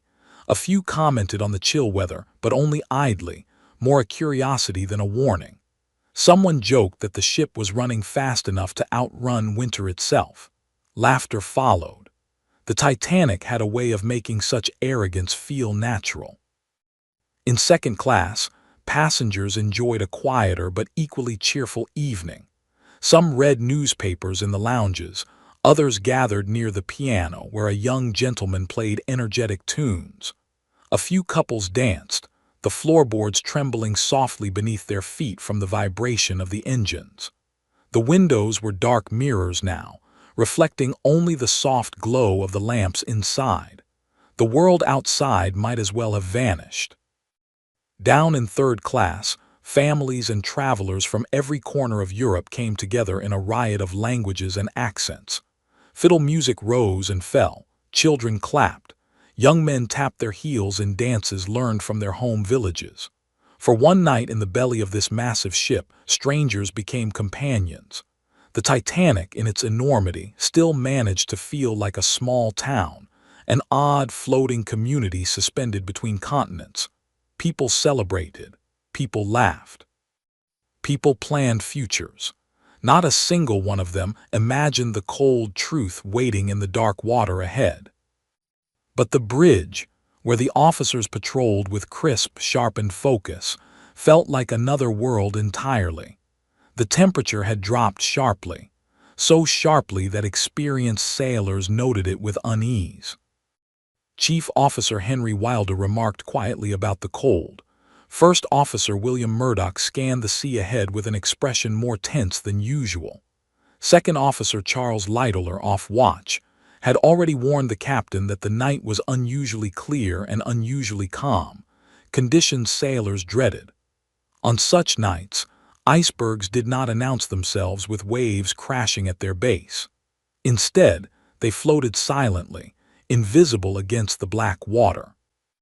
A flat sea, Lightoller later said, is the most dangerous of all. Captain Smith, wandering between the bridge and the quiet of his cabin, seemed contemplative that night. It was his final voyage before retirement, and perhaps the magnitude of that truth hung over him like a private cloud. He had received the ice warnings. He had acknowledged them, but he had not slowed the ship. No one questioned the decision, not openly, because speed was part of the expectation, part of the narrative that surrounded Titanic. The world's finest ship must also be the fastest. The pressure was subtle, but real, so the engines continued their relentless push through the frigid water. Meanwhile, the wireless room was a storm all its own. Jack Phillips and Harold Bride worked furiously to clear the backlog of personal messages. The machine spat static and spark. So many signals, so many telegrams, so many passengers demanding communication with the world they had left behind. Around 9:30 p.m., the Californian sent an urgent warning. They were surrounded by ice. But Phillips, exhausted, overwhelmed, snapped back impatiently, telling them to keep their distance. He was busy with traffic from Cape Race. That critical message faded into the noise, a missed warning buried beneath a mountain of social chatter. Up on lookout duty, Frederick Fleet and Reginald Lee stood in the crow's nest staring into the blackness, faces numb from the cold. They had no binoculars. The equipment had been misplaced before sailing, and so they relied solely on their eyes. It was nearly impossible to distinguish the horizon from the water. The sea and sky blended together into one continuous sheet of darkness. Every minute stretched into a cold eternity. Above them, the ship's giant funnels sent ribbons of smoke trailing into the night air, drifting invisibly into the black void. Below them, the bow cut the water at a speed that felt almost reckless given the conditions, but they said nothing. It was not their place. Across the ship, as the clock neared 10:30 p.m., the energy began to soften. First-class passengers retired to their suites or lingered in conversation. The smoking rooms emptied. The orchestra, after hours of playing, finally set down their bows and instruments. The dancers in steerage slowed, laughing breathlessly as they returned to their cabins. The cold deepened further, seeping even through the metal walls. Breath turned to frost in the corridors near the open decks. Still, no one felt the weight of danger. No one felt the shift in fate. Then midnight approached, and the Atlantic became so still it felt unnatural, as though the water itself had become glass. No wind, no waves, no movement except the Titanic's own unstoppable thrust forward. The stars shone with an almost painful clarity against the black sky, countless and cold. The lookouts shivered, stamping their feet to stay warm, eyes straining for shapes in the dark that refused to reveal themselves. It was in this unnatural stillness, this quiet so profound that even seasoned sailors felt uneasy, that the Titanic sailed on, blind to the white monsters drifting ahead. The ocean was holding its breath, waiting. The ship, brilliant and unstoppable, continued forward. And somewhere in the darkness, an iceberg waited for her, silent, patient, inevitable. The night of April 14th had settled over the North Atlantic like a heavy, silent shroud. Titanic, confident and proud, surged through waters colder and darker than anyone aboard had ever imagined. Every deck glowed with lamplight, every corridor hummed with quiet conversations or the gentle thrum of footsteps, every furnace and engine room roared with the relentless push of coal-fed pistons. The ship's enormous momentum gave the illusion of invulnerability. The Atlantic stretched endlessly, black and unbroken, masking the iceberg-laden waters that lay ahead. At that moment, Titanic's very confidence became its most dangerous companion, a silent partner in the tragedy that was about to unfold. On the bridge, Captain Edward Smith and his officers remained alert, though confident. The day had been calm. The sea had offered no warning save the intermittent ice messages sent by other ships. Some of the crew, like Second Officer Littler, noted the strange stillness in the air, the unusual clarity of the night, and the slight chill that hinted at drifting ice fields. But none could predict the shape, size, or path of the iceberg that now lay silently ahead. The ship's speed had not been reduced, partly out of pride and partly out of faith in the Titanic's engineering, a faith so strong that the thought of slowing seemed almost unnecessary, even absurd. Yet in that decision lay the seeds of catastrophe. Up in the crow's nest, Frederick Fleet and Reginald Lee strained their eyes into the darkness. The night was eerily calm, and the horizon blended seamlessly into the Black Sea. Every shadow seemed like water, every ripple indistinguishable. Fleet's fingers were numb with cold as he gripped the railing. They had no binoculars. They were relying solely on eyesight. Each second stretched, elongated by the frozen clarity of the night, as though time itself were warning them. But warnings unspoken carry less weight than spoken ones, and the officers below had no idea that the iceberg was about to appear, first almost invisible, then growing from the darkness like a mountain of white death. Inside first class, the passengers moved blissfully unaware. Couples promenaded under the star-speckled sky, laughing softly. In the lounges, the hum of conversation, the soft clink of glasses, and the distant strains of the orchestra created a protective bubble that felt impervious to any external threat. Children slept in their cabins, dreaming of America, of new beginnings, of lives unbound by old constraints. In second and third class, similar scenes played out. People ate, talked, and laughed, their lives temporarily suspended in the warmth and comfort of the floating city. The Titanic's very size, its steel hull, its history of flawless engineering, lulled all aboard into a sense of safety so complete it bordered on denial. Below decks, the engineers and stokers continued their relentless work. Coal-fed furnaces glowed like furnaces of a forge, pumping energy into the great engines that drove Titanic forward at nearly 22 knots. Sweat poured down their bodies, lungs filled with thick, acrid air, and muscles burned as they shoveled coal tirelessly. They sensed no immediate danger. No iceberg would ever appear in their confined, hot reality. But the energy they produced was pushing the ship faster into the night, into the deadly unknowable ahead. Then at 11:40 p.m. Frederick Fleet saw it. A faint towering shape emerged from the blackness ahead, barely visible at first, a smear against the horizon. His heart raced. "Iceberg right ahead," he shouted, his voice piercing the silence. The cry rang out across the crow's nest, slicing through the calm. Seconds later, the alarm bell clanged through the ship and the officers sprang into action.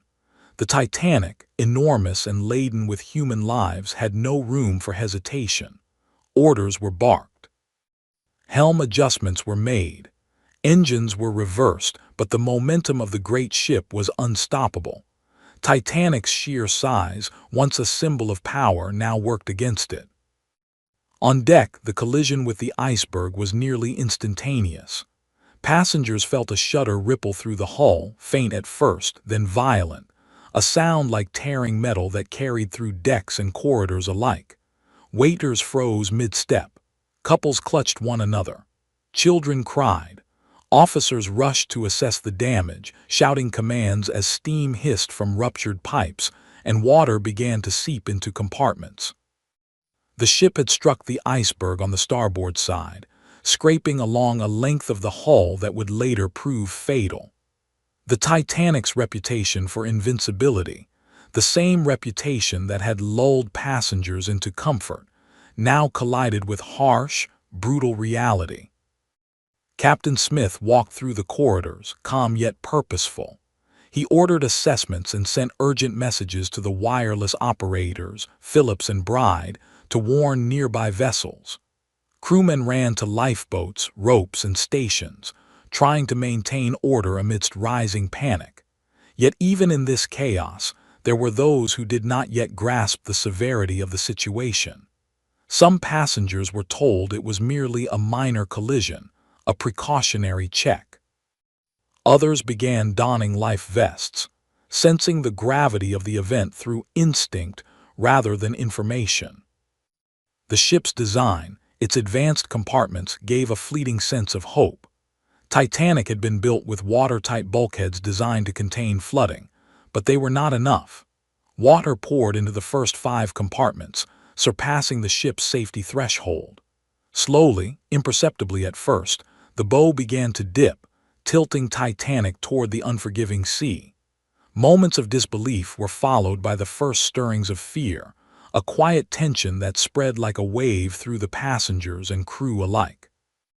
The night that had seemed so calm, so deceptive in its stillness, had turned into a crucible. Steam hissed, alarms clanged, metal groaned. And still, the Titanic's immense bulk pressed forward, cutting through the dark, cold waters, bearing its human cargo closer and closer to disaster. The great ship, once a symbol of human ambition and technological triumph, was now a vessel of uncertainty, and the night itself seemed to hold its breath, waiting for the unfolding catastrophe to claim its place in history. The first moments after the collision with the iceberg were marked by a strange, almost surreal mixture of confusion, disbelief, and muted panic. Many passengers, caught in the warmth and luxury of Titanic's interior, barely noticed the violent shudder that ran through the massive ship.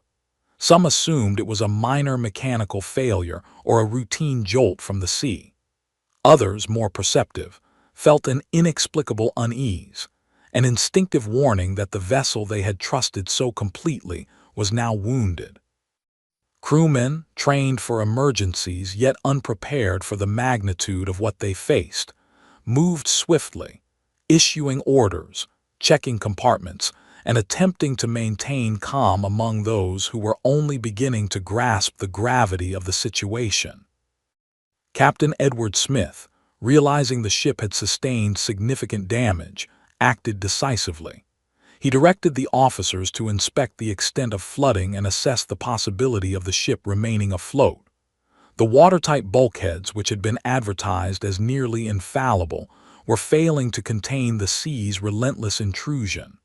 For the first time, the stark reality of Titanic's vulnerability became clear.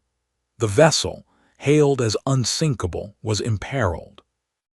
Messages were sent via wireless to nearby ships, urgently requesting assistance. The Carpathia, 58 miles away, responded immediately, promising to steam at full speed. Meanwhile, the Californian, closer than many realized, remained frustratingly inactive due to miscommunication and inattention. As the magnitude of the damage became evident, the crew's focus shifted to passengers. The lifeboats, which had seemed sufficient on paper, were revealed to be dangerously inadequate for the number of people on board. Officers ordered women and children to the deck first, as a measure of priority and order, but the panic and confusion among the throngs of passengers made organized evacuation nearly impossible. Many had never encountered true fear, let alone a life-threatening emergency on the open sea. Some wept quietly, others clutched loved ones, and a few attempted to flee in denial, refusing to believe the ship could sink. On the starboard side, where the iceberg had torn through the hull, water surged rapidly.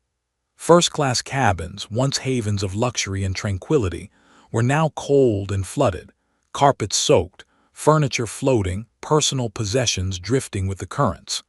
In second and third class, conditions deteriorated even more quickly. Narrow corridors became slick and treacherous, and the chaos of hundreds of passengers moving toward the lifeboats created a dangerous bottleneck. Crew members shouted instructions, tried to maintain order, and in some cases physically guided passengers to safety. Despite the growing terror, acts of courage and selflessness began to emerge, women aiding strangers, men shielding children, officers coordinating under extreme pressure. Frederick Fleet and Reginald Lee, stationed in the crow's nest, continued their vigilant lookout, but the darkness and debris made observation nearly impossible. Icebergs floated silently in the vicinity, invisible to the naked eye. The ship's speed, still substantial despite attempts to reverse engines, compounded the danger. The first lifeboats were lowered with difficulty, and the early scenes on deck were chaotic. Some boats were only partially filled, others swung perilously in the icy water below, and the constant fear of capsizing loomed.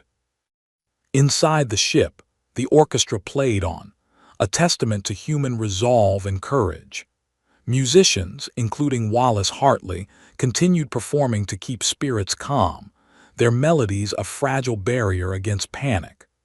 The sound of violins and cellos floated over the frightened voices of passengers, a haunting accompaniment to the creaking steel and hissing steam. Their choice to play amidst impending doom became an enduring symbol of dignity, courage, and the strange serenity found in music, even as disaster spread through the vessel. The hours stretched agonizingly. Officers assessed each compartment, reporting back to Captain Smith as the bow gradually submerged and the stern began to rise. Titanic's enormous size, once her greatest asset, now meant that the process of sinking would be long and excruciating. Passengers, separated by class, were acutely aware of their vulnerability. First-class passengers had the benefit of better access to lifeboats and clearer instructions, while second-class travelers faced growing obstacles, and third-class immigrants were tragically delayed by locked gates, narrow passageways, and language barriers. The rigid hierarchy of the ship had become a deadly divider. By late evening, the stark truth was undeniable. Titanic, the unsinkable marvel of human engineering, was failing. The watertight compartments could not hold back the relentless influx of the icy Atlantic. Water poured into the lower decks, forcing terrified passengers upward. Lifeboats, insufficient in number, were being lowered into a dark and treacherous sea. The realization spread quietly, then violently, as families and strangers alike understood that survival was uncertain, that many would never see the dawn. Amid the chaos, acts of heroism multiplied. Crew members stayed at their posts despite overwhelming odds, helping women and children into lifeboats, maintaining a semblance of order, and facing the freezing waters with unwavering resolve. Passengers sacrificed their own safety to assist others. Strangers became temporary families, and courage became both a shield and a lifeline against the encroaching panic. The night pressed on. Titanic's bow continued its gradual descent, and the stern began to rise ever higher into the cold Atlantic sky. The cries of the passengers mingled with the mechanical groans of the ship, the lapping waves against the hull, and the faint strains of music carried across decks. The reality of mortality, of lives hanging by a thread, permeated the air. The grandeur and invincibility that had defined the Titanic were gone, replaced by raw fear, determination, and the tragic beauty of human resilience in the face of impending catastrophe. This was the first night of the Titanic's final journey, the night when calm confidence shattered, and the Atlantic revealed its dark, patient power. By the early hours of April 15th, the Titanic was no longer merely a ship. It had become a crucible of humanity, a vessel where courage, fear, love, and desperation collided under the indifferent expanse of the North Atlantic. The bow had submerged significantly, pulling decks downward and flooding the lower compartments. Passengers had been forced upward, scrambling through narrow corridors slick with water, coal dust, and the icy grip of terror. The first lifeboats had been lowered, but chaos, miscommunication, and the rigid class system created tragic bottlenecks. Many lifeboats left only partially filled, a cruel inefficiency amid the desperate need for survival. In first class, officers and crew worked furiously, guiding women and children toward safety. Stewards helped them into lifeboats, offering gentle words while maintaining strict authority to prevent panic from spreading further. Men, as instructed, remained behind, though some tried to insist on accompanying loved ones. The air on the upper decks was thick with fear and confusion, punctuated by shouts, the clanging of davits, and the shrill cries of children. Some passengers refused to believe the ship would sink and hesitated, delaying their chance at survival. Others, instinctively aware of the danger, clutched children and spouses, weeping quietly, aware that the moments they had left might be the last. In second and third class, the situation was even more dire. Locked gates and stairways slowed the passage of passengers, many of whom spoke little English and struggled to comprehend orders. Crewmen worked desperately to open doors, guide people toward the lifeboats, and manage a growing sense of panic. Families were separated, and the cold, icy air bit at those emerging from the lower decks, shocking them with the brutal reality of the freezing Atlantic beyond the ship. Children clung to parents, mothers wept, and men carried the weight of helplessness as they navigated slippery decks toward uncertain salvation. The orchestra, under the leadership of Wallace Hartley, played relentlessly. The haunting strains of violins and cellos rose above the shouts and cries, a desperate attempt to calm the passengers and maintain order. Their music became a surreal counterpoint to the chaos, a reminder of dignity in the face of incomprehensible loss. Even as the lifeboats were lowered, some passengers clung to hope, believing that the Titanic's grandeur and engineering might somehow carry them through the night. But the water continued to surge relentlessly into the ship, and the reality could no longer be denied. Captain Smith and his officers coordinated the evacuation as best they could. Lifeboat after lifeboat was lowered into the freezing Atlantic, but the number of boats was insufficient. The ship's capacity had been misrepresented, and the officers faced the impossible task of saving as many as possible. Many men remained on deck, some out of duty, some out of disbelief, and some driven by the unspoken code of women and children first. Crew members assisted with ropes and davits, but the growing tilt of the ship, combined with the panic of passengers, made the operation increasingly perilous. On the partially submerged decks, the water began to lap higher. Carpets floated, doors stuck in swelling frames, and the ship creaked under the weight of its own mass being pulled downward. The air smelled of coal, salt, and fear. People who had spent hours in comfort now faced the raw elemental power of nature, a force indifferent to wealth, status, or human pride. Those in first class watched the lower decks disappear beneath the water, realizing with horror how rapidly the Titanic was succumbing to the sea. The lifeboats, though a fragile lifeline, carried harrowing scenes. Women and children huddled together, terrified and shivering, while officers and crew struggled to maintain calm and prevent panic from tipping the small boats into the dark water. Some passengers refused to board, unwilling to leave the grandeur of the Titanic, convinced that the ship's size would somehow protect them. Others leapt eagerly into the boats, clinging to life with desperate intensity. The cries, prayers, and screams merged with the groaning steel of the ship, creating a cacophony that would haunt the memory of survivors for decades. Meanwhile, the stern began to rise ever higher, tilting Titanic at an alarming angle. The lifeboats already afloat were now drifting from the decks that were slipping beneath the water. Crew and passengers still on board struggled to maintain balance and composure, fighting the pull of the sinking ship and the icy cold that threatened to sap their strength. In these final hours, social distinctions blurred. The fear of death equalized all who remained on the ship.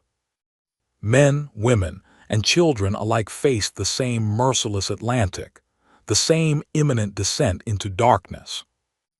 As the night deepened, the scale of loss became apparent. Hundreds had already boarded lifeboats, but the majority of those on the Titanic remained trapped or stranded on the tilting decks. The cold was a constant, creeping presence, numbing fingers, toes, and minds. Above the chaos, officers and crew continued to give orders, calm passengers, and do their utmost to save lives. Every moment became a struggle, every decision weighed with the knowledge that the wrong choice could cost countless lives. And still, amid the terror, acts of bravery multiplied. Men sacrificed themselves to save women and children. Strangers held hands in reassurance, whispering courage into one another's ears. Crew members remained at their posts, some abandoning their own chances at survival to ensure others had a fighting chance. In the middle of tragedy, humanity revealed itself in flashes of courage and selflessness, illuminating the dark waters surrounding the ship. By the early hours of April 15th, the Titanic was a battlefield of humanity. Between fear and bravery, chaos and order, life, and the cold inevitability of death. The ship's final hours had begun, and the Atlantic waited patiently for the moment when legend and hubris would meet the ultimate test. By 1, 00 a.m. on April 15th, the Titanic had fully entered the most critical phase of its descent into the Atlantic. The bow had plunged deep beneath the water, taking with it first-class cabins, grand staircases, and the illusions of invincibility that had filled the ship since its departure from Southampton. Above, the stern tilted higher and higher, raising the deck at a near-impossible angle, forcing those still aboard to cling to railings, ladders, and one another. Every step on the slanting decks became an exercise in balance, a desperate struggle against gravity and the cold pull of the icy ocean.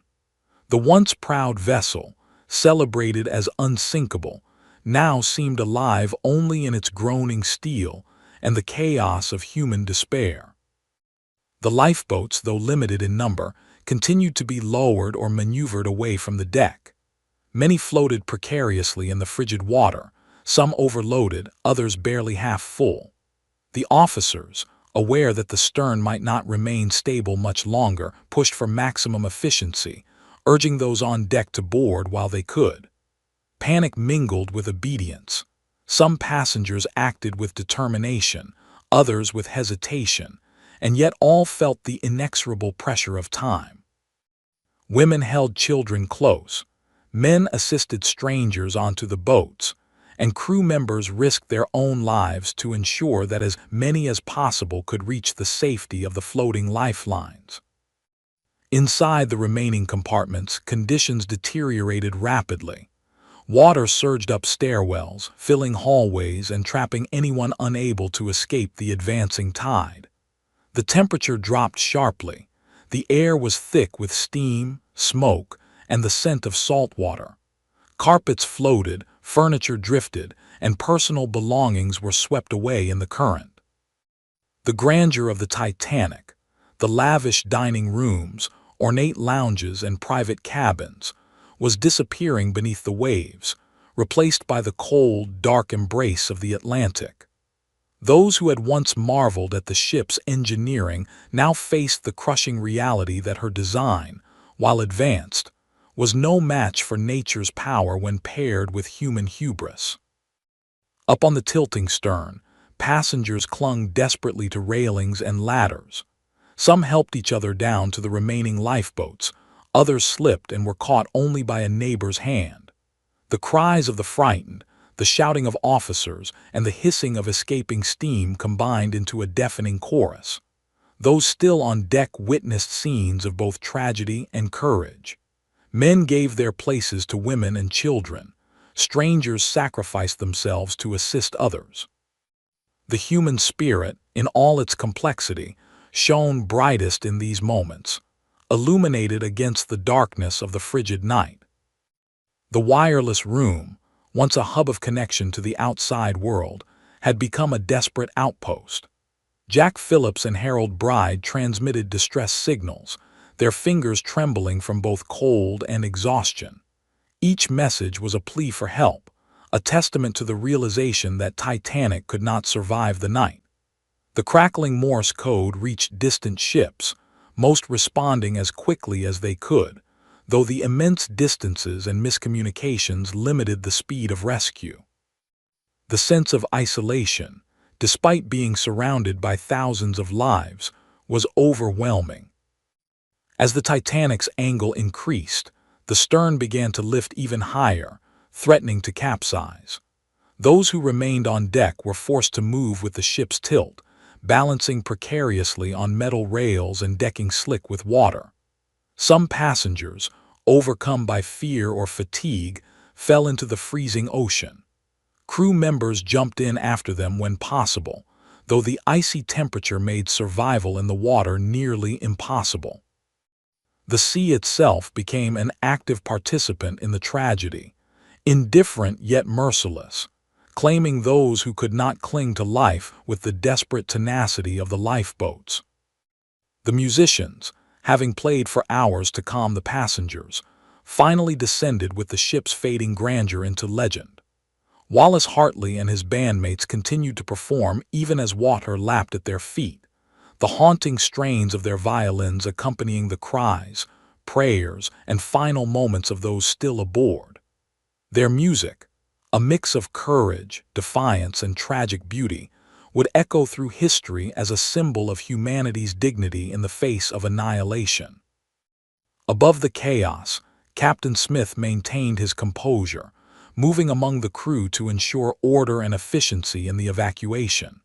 He directed operations with authority, guiding officers and crew as they attempted to save as many lives as possible. His presence, calm yet resolute, offered a fragile semblance of structure amid the anarchy. Yet even his experience, skill, and leadership could not prevent the inevitable. Titanic was entering the final moments of her voyage, and nothing could halt the descent of a vessel that had once been a monument to human ambition. The Atlantic night, previously calm and indifferent, now felt like a dark stage where each human action was magnified. Every gesture, every decision, every act of heroism or hesitation contributed to the unfolding narrative of survival and loss. The ship's lights flickered as power failed in the lower compartments, casting eerie shadows over the panicked yet determined faces of passengers. Above the tilting stern, the open decks had become a perilous maze, where each movement carried the weight of life and death. As the Titanic approached the final hours of her existence, the distinction between heroism and tragedy blurred. In that cold, merciless night, human courage burned brightest against the encroaching darkness, illuminating the indomitable will to survive even as the mighty ship surrendered to the Atlantic's icy embrace. By 2:00 a.m., Titanic had become a tilted, sinking colossus, a vessel once celebrated for its grandeur now contorted in the cruel embrace of the Atlantic. The stern rose high into the night sky, while the bow lay submerged in the frigid depths. The scale of the disaster became terrifyingly clear to everyone still on board. There would be no miraculous salvation, no last-minute reprieve. The sea was patient, silent, and merciless, taking only what the Titanic allowed it to claim. Every step on the sloping decks was a battle for balance. Every heartbeat carried the weight of inevitability. The luxury and comfort that had defined the ship's identity were now swallowed by fear, water, and darkness. Lifeboats floated in the icy water, some fully occupied, others underfilled due to hesitation or confusion. Women and children huddled together, shivering, teeth chattering in the cold. The cries of the desperate, the prayers of the frightened, and the anguished shouts of men trying to help created a symphony of panic that rose above the roaring engines now struggling against the inevitable. Crew members continued their heroic efforts, throwing ropes, assisting passengers, and maintaining order as best they could, their faces etched with exhaustion and despair. Many knew there would not be enough lifeboats for all, yet they worked tirelessly, embodying courage in the most extreme circumstances. Inside the ship, lower decks had become death traps.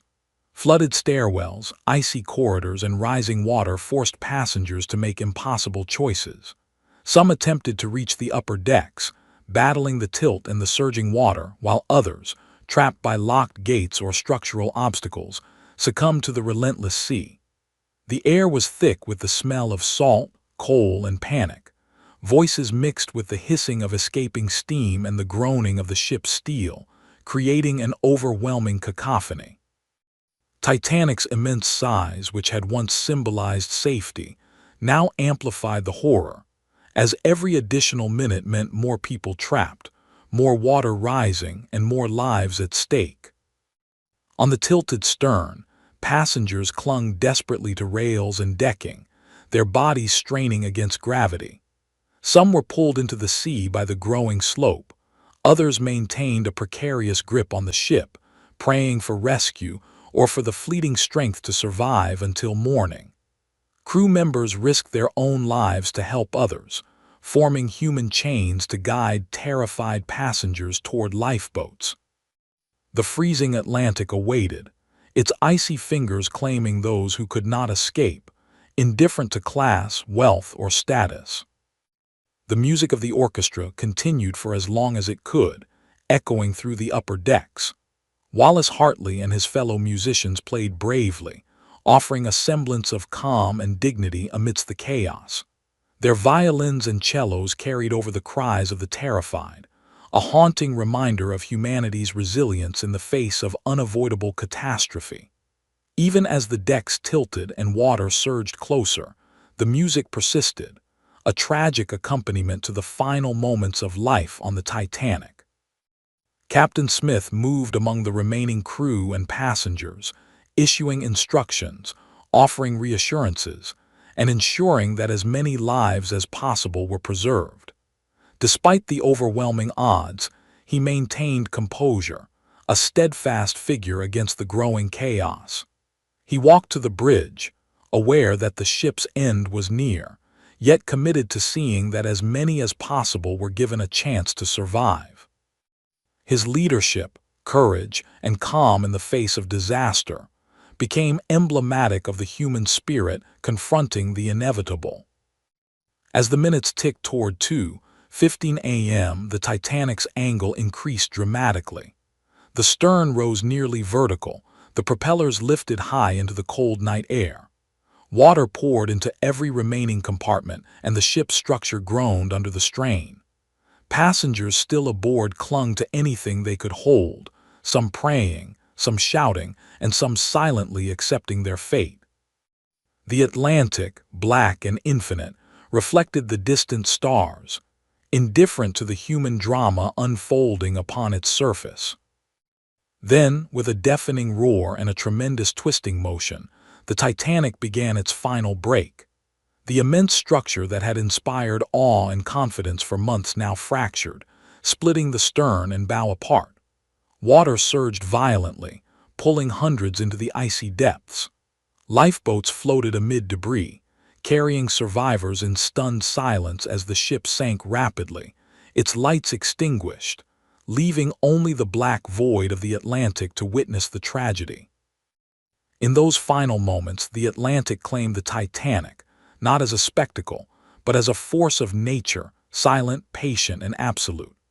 The immense ship, celebrated for human ingenuity, now rested in the cold, dark abyss, a monument to ambition, hubris, and the fragility of life in the face of nature's power.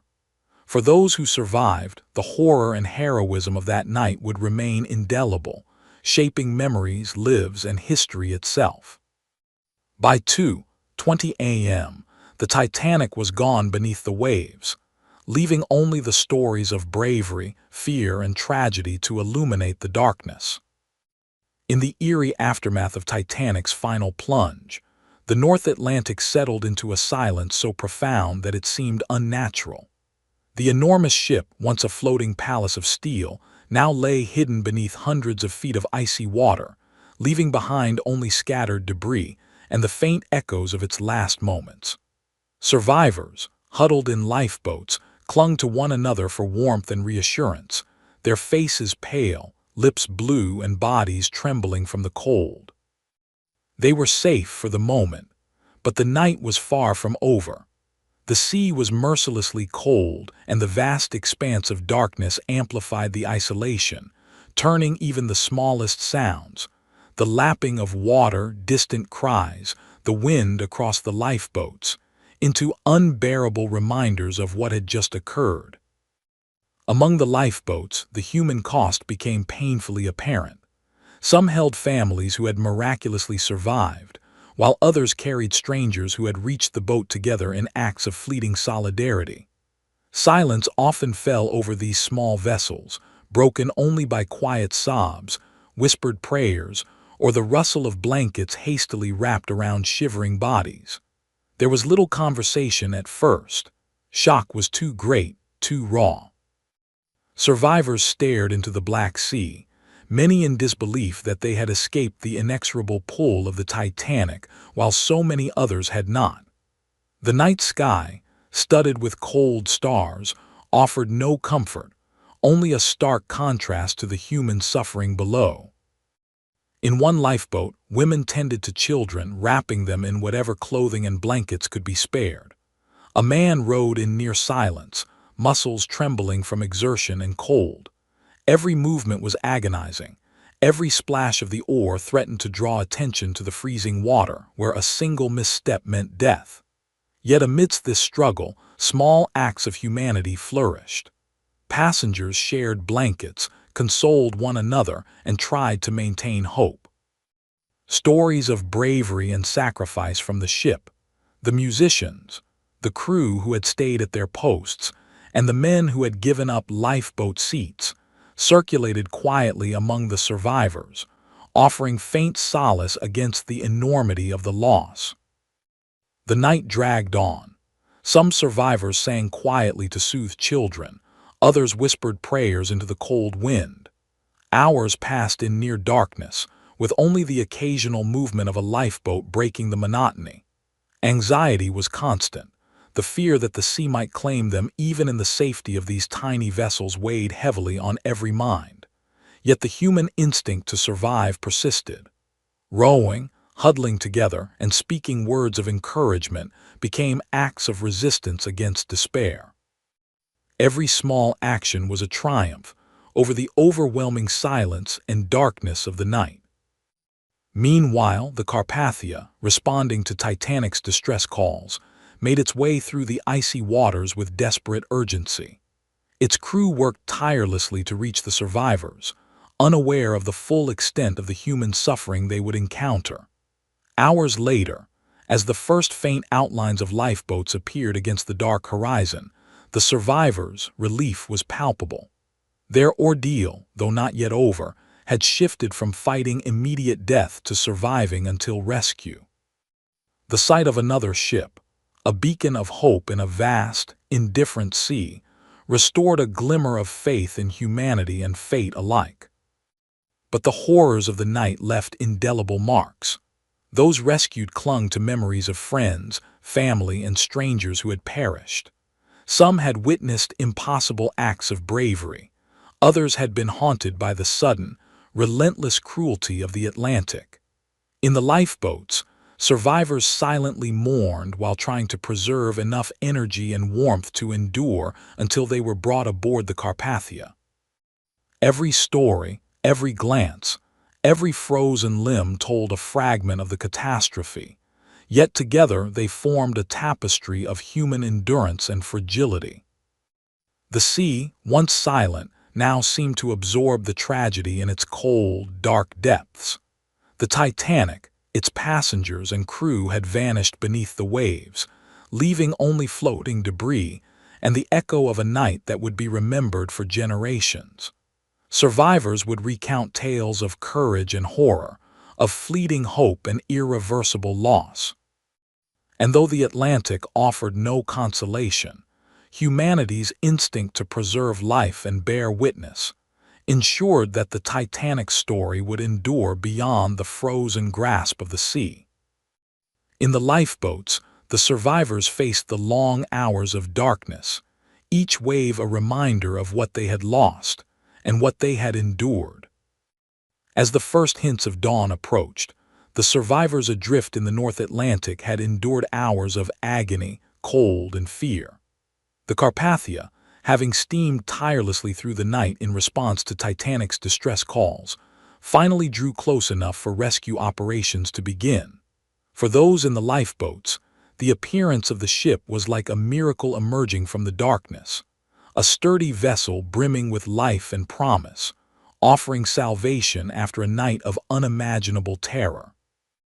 The muted sounds of the Atlantic, the cries of those still clinging to hope, and the icy waves that had threatened to claim them all suddenly became the backdrop to the most vital human act of the disaster: survival.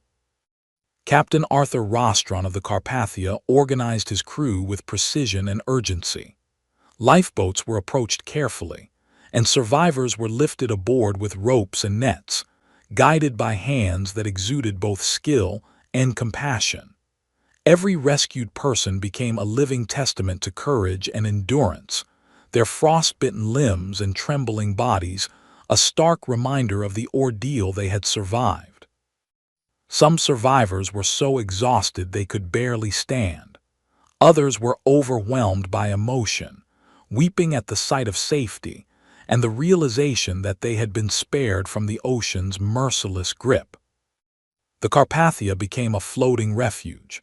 Blankets, hot drinks, and basic medical care were distributed as quickly as possible. The crew worked tirelessly to warm the shivering, feed the hungry, and console the grieving.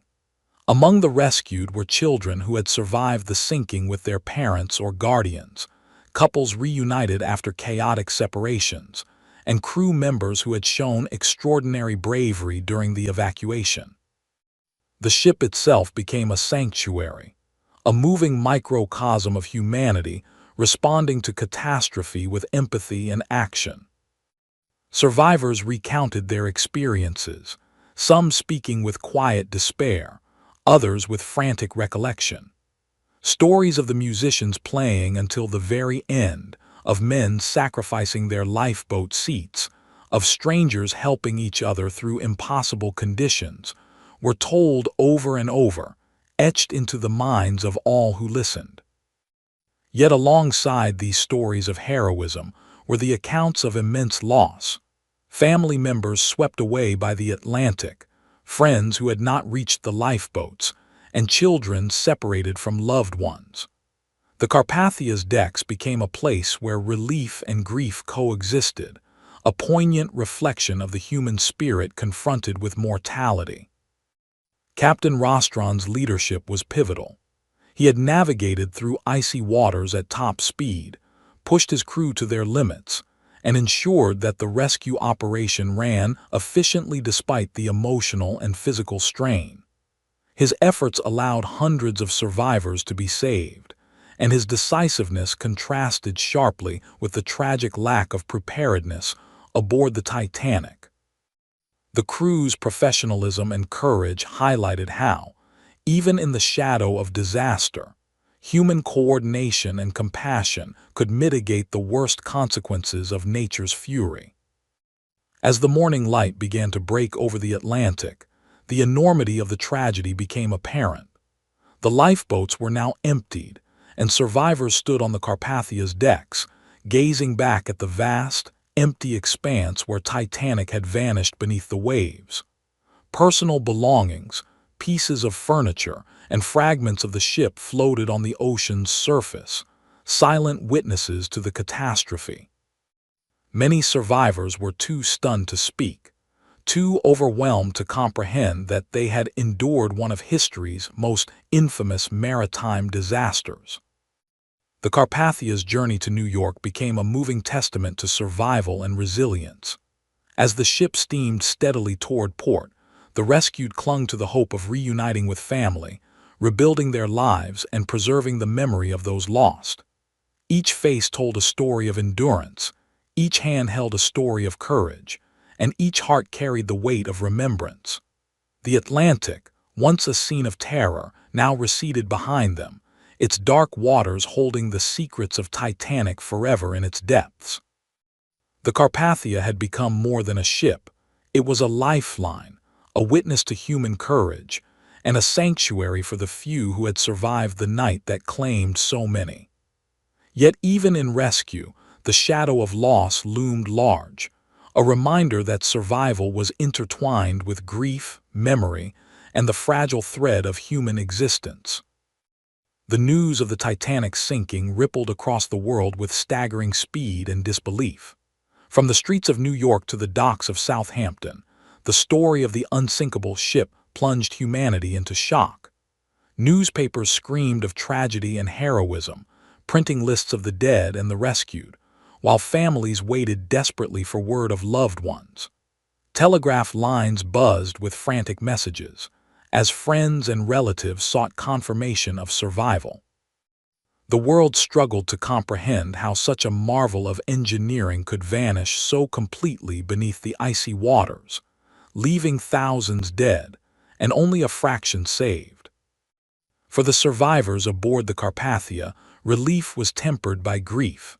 Many lost spouses, children, or friends in the sinking, and each face told a story of loss that no words could fully capture. They grappled with the guilt of survival, haunted by memories of those who had perished alongside them or behind them. Those who had witnessed extraordinary acts of bravery, the musicians playing as the ship sank, the men giving up their lifeboat seats, the crew steadfastly guiding passengers, found solace in remembering courage amidst chaos. Yet even heroism was shadowed by the enormity of the human toll. Over 1,500 lives lost to the unforgiving Atlantic, many in mere moments of freezing despair. In Southampton, the families of crew members and passengers faced an agonizing wait for confirmation.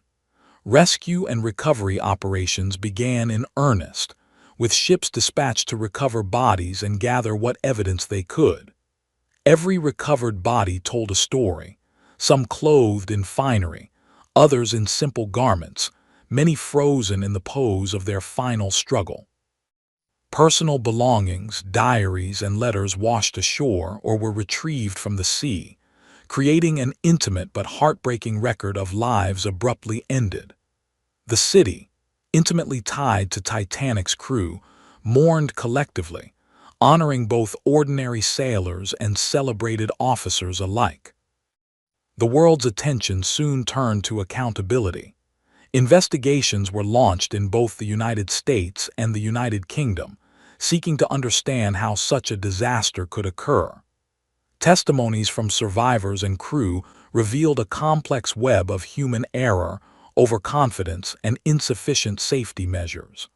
Lifeboats, insufficient in number and poorly managed, became a central focus of scrutiny. The ship's speed despite iceberg warnings, the failure to heed nearby ships' signals, and the lack of proper emergency drills painted a picture of hubris and negligence. Public outrage and grief intertwined, demanding that the tragedy not be forgotten and that future maritime travel be made safer. Memorials and tributes began to take shape. Survivors shared their stories at gatherings in print and through interviews, preserving both the tragedy and the heroism witnessed. Musicians, crew members, and ordinary passengers were honored posthumously, and the Titanic itself became a symbol, a monument not of failure alone, but of human courage, resilience, and the price of ambition. Families of the deceased clung to stories of bravery and sacrifice, finding small comfort in remembering the dignity of loved ones in the face of death. The disaster also transformed maritime policy. New regulations were enacted to require sufficient lifeboats for all passengers, continuous wireless communication, and proper emergency drills. Ice patrols were established to monitor and warn ships of dangerous icebergs, a direct response to the Titanic's catastrophic encounter. The lessons learned, however, were born of unimaginable loss. The changes were written in the frozen waters that claimed so many. Humanity's progress, it seemed, often arrived too late for those caught in history's unforgiving currents. Yet even amid grief, stories of survival inspired hope. The resilience of those rescued aboard the Carpathia, their determination to rebuild lives, and the tales of compassion shown during the sinking resonated worldwide. They became the lens through which history viewed the Titanic, not merely as a disaster of engineering, but as a crucible that revealed the depths of human fear, courage, and endurance. The sinking of Titanic transformed from a singular event into a global reckoning, a collision of human ambition, natural force, and the indomitable spirit of those who faced the unimaginable. The world would remember, mourn, and learn, carrying the echoes of that tragic night forever in collective memory. In the weeks and months following the Titanic disaster, the survivors faced a new challenge, returning to life after a tragedy that had redefined their understanding of existence. For many, the emotional scars were as severe as the physical ones. Families who had lost parents, siblings, or children struggled with grief and survivor's guilt. Others who had survived alongside strangers found themselves haunted by vivid memories of those final hours, acts of heroism, desperate farewells, and the chilling sight of the ocean claiming the mighty ship.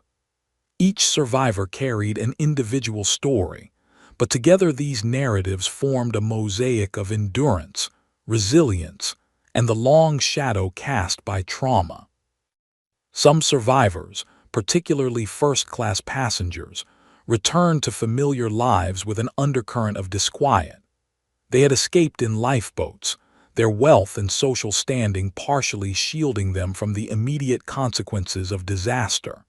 Yet comfort could not erase memory. Many struggled with nightmares, recurring visions of the ship's final moments, and the haunting sound of the musicians' instruments playing above the chaos. Among these survivors, some became advocates for maritime reform, using their influence to push for stricter safety standards, proper lifeboat provisions, and continuous wireless monitoring aboard ships.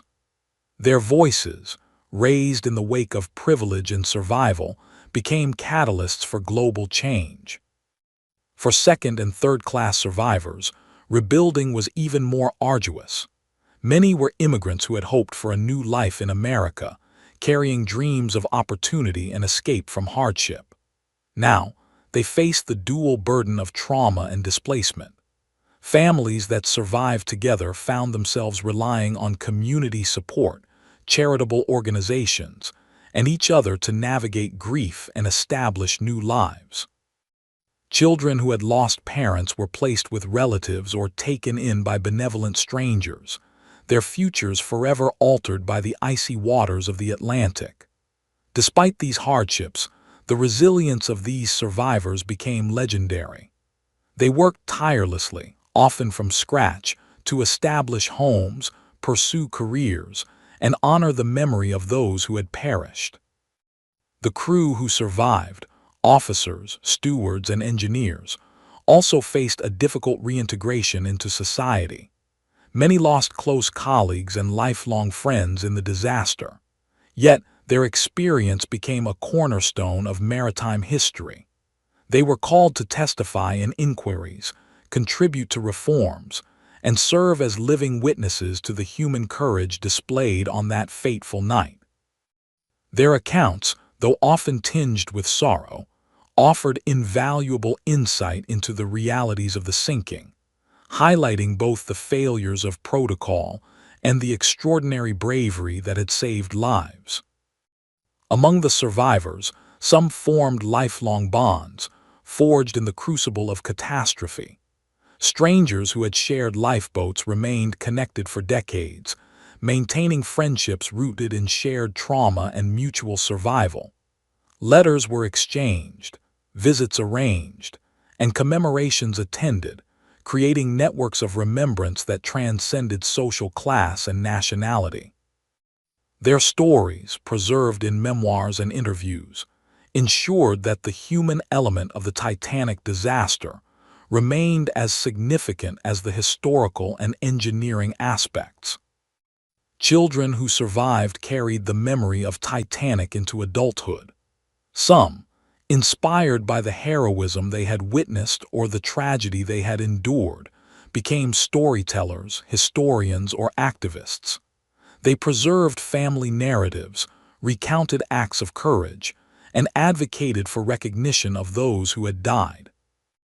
In doing so, they helped transform the sinking from a simple maritime disaster into a multi-generational lesson about resilience, responsibility, and the fragility of life in the face of nature's power. In time, the survivors' stories coalesced into a broader cultural memory. Their experiences fueled books, newspaper accounts, documentaries, and public commemorations. The sinking of Titanic was no longer only a tale of engineering failure. It became a chronicle of human endurance, a narrative of ordinary and extraordinary individuals confronting mortality, and a testament to compassion and bravery under unimaginable stress. Their lives, forever shaped by tragedy, became living memorials to those who had not survived. The survivors of Titanic carried the weight of memory, grief, and hope, a living testament to the human capacity to endure, rebuild, and honor the courage of both the fallen and the living. In the months following the Titanic disaster, the world demanded answers. How could a ship celebrated as unsinkable vanish so completely beneath the waves, claiming over 1,500 lives? Public outrage and mourning collided, driving governments to initiate comprehensive investigations on both sides of the Atlantic. The British Board of Trade and the U.S. Senate launched parallel inquiries, summoning survivors, crew members, engineers, and officers to testify. These hearings sought to uncover the causes of the disaster, assign responsibility, and ensure that such a catastrophe could never occur again. The investigations became as much a study of human error, hubris, and systemic failures as of the ship itself. Witnesses recounted the final hours aboard Titanic with harrowing detail. Crew members described the chaos on the decks, the desperate efforts to launch lifeboats, and the heroic actions of officers and musicians who had stayed at their posts until the end. Passengers testified about the confusion, the locked gates between classes, and the terror of witnessing the ship tilt and finally break apart. The accounts revealed a combination of factors that contributed to the tragedy. The ship traveling at high speed through iceberg-laden waters, insufficient lifeboats, poorly trained personnel for emergency evacuation, and communication failures among both the Titanic and nearby ships. The inquiries also highlighted the role of corporate ambition and overconfidence. White Star Line, Titanic's owner, had promoted the ship as the pinnacle of luxury and safety, a marvel of modern engineering. Testimonies and evidence revealed that safety protocols were inadequate, with lifeboat capacity falling far short of the number needed for all passengers. Wireless operators had been overworked, ice warnings ignored, and officers had hesitated to slow the ship despite clear dangers. These revelations painted a stark picture of human pride colliding disastrously with natural forces, demonstrating that technological advancement alone could not guarantee safety. In both Britain and the United States, the hearings examined the actions of Captain Edward Smith. Testimonies reflected both praise and criticism. Some acknowledged his calm leadership and efforts to save as many lives as possible, while others questioned the decisions that may have increased the scale of loss. Crew members were scrutinized for their adherence to protocol, their efficiency in evacuating passengers, and their responses under extreme pressure. The inquiries ultimately highlighted the complex interplay between individual responsibility, systemic shortcomings, and the unpredictable nature of disasters at sea. The investigations yielded significant reforms. Maritime regulations were overhauled to prevent a repeat of the Titanic tragedy. Ships were now required to carry enough lifeboats for every passenger, conduct regular emergency drills, and maintain continuous wireless communication. The International Ice Patrol was established to monitor iceberg activity in the North Atlantic and provide warnings to vessels. These measures, though unable to save those lost in April 1912, would transform maritime safety and reduce the risk of similar catastrophes in the future. Public reaction to the inquiries was intense. Newspapers detailed the failures of both the ship and those responsible for its operation, fueling outrage and debate. Families of victims demanded accountability, and survivors' testimonies were closely scrutinized. The inquiries also preserved invaluable historical records, capturing first-hand accounts of courage, tragedy, and the human experience during the Titanic's final hours.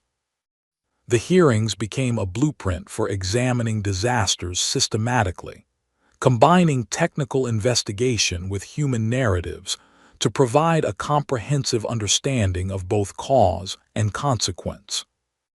Beyond the immediate reforms, the Titanic inquiries left a lasting cultural impact. They reinforced the importance of humility before nature, the dangers of overconfidence in technology, and the need for clear, enforceable safety standards. They also memorialized the acts of bravery displayed during the disaster, ensuring that the human stories of courage, sacrifice, and survival were forever intertwined with the historical and technical lessons learned. Titanic became a cautionary tale, not just of a ship lost, but of the consequences when ambition and hubris outpace prudence and preparation. The investigations into Titanic revealed the intricate web of human error, systemic failure, and unforeseen circumstances, transforming tragedy into lessons that would safeguard lives for generations to come, and embedding the disaster into global memory as a touchstone of accountability and reform. In the years following the Titanic disaster, the world began to process the enormity of what had occurred, transforming shock and grief into remembrance and commemoration. Memorials were erected in ports and towns connected to the ship, honoring both passengers and crew. In Southampton, the city that had sent so many sailors to sea, monuments were unveiled to commemorate the heroic efforts of Titanic's crew, particularly those who had sacrificed their lives to save others. Across the Atlantic, in New York and other ports, similar tributes honored the passengers, wealthy and poor alike, acknowledging the universal human cost of the tragedy. Each memorial became a focal point for collective mourning, reflection, and a reminder that the lessons of Titanic extended beyond mere maritime safety. Survivors played a crucial role in shaping Titanic's legacy. They shared their stories through lectures, interviews, and memoirs, keeping the memory of those lost alive while offering personal perspectives on the disaster. Accounts of bravery, endurance, and tragedy captivated the public imagination. The musicians who played as the ship sank became emblematic of dignity and courage. Officers who stayed on the bridge exemplified responsibility, and passengers who sacrificed themselves for others were immortalized in narrative and legend. These stories ensured that Titanic's legacy was not solely defined by loss, but by humanity's capacity for courage and selflessness in the face of overwhelming odds. Titanic's story also inspired artistic interpretations. Writers, painters, and later filmmakers were drawn to the dramatic, emotional, and human dimensions of the tragedy.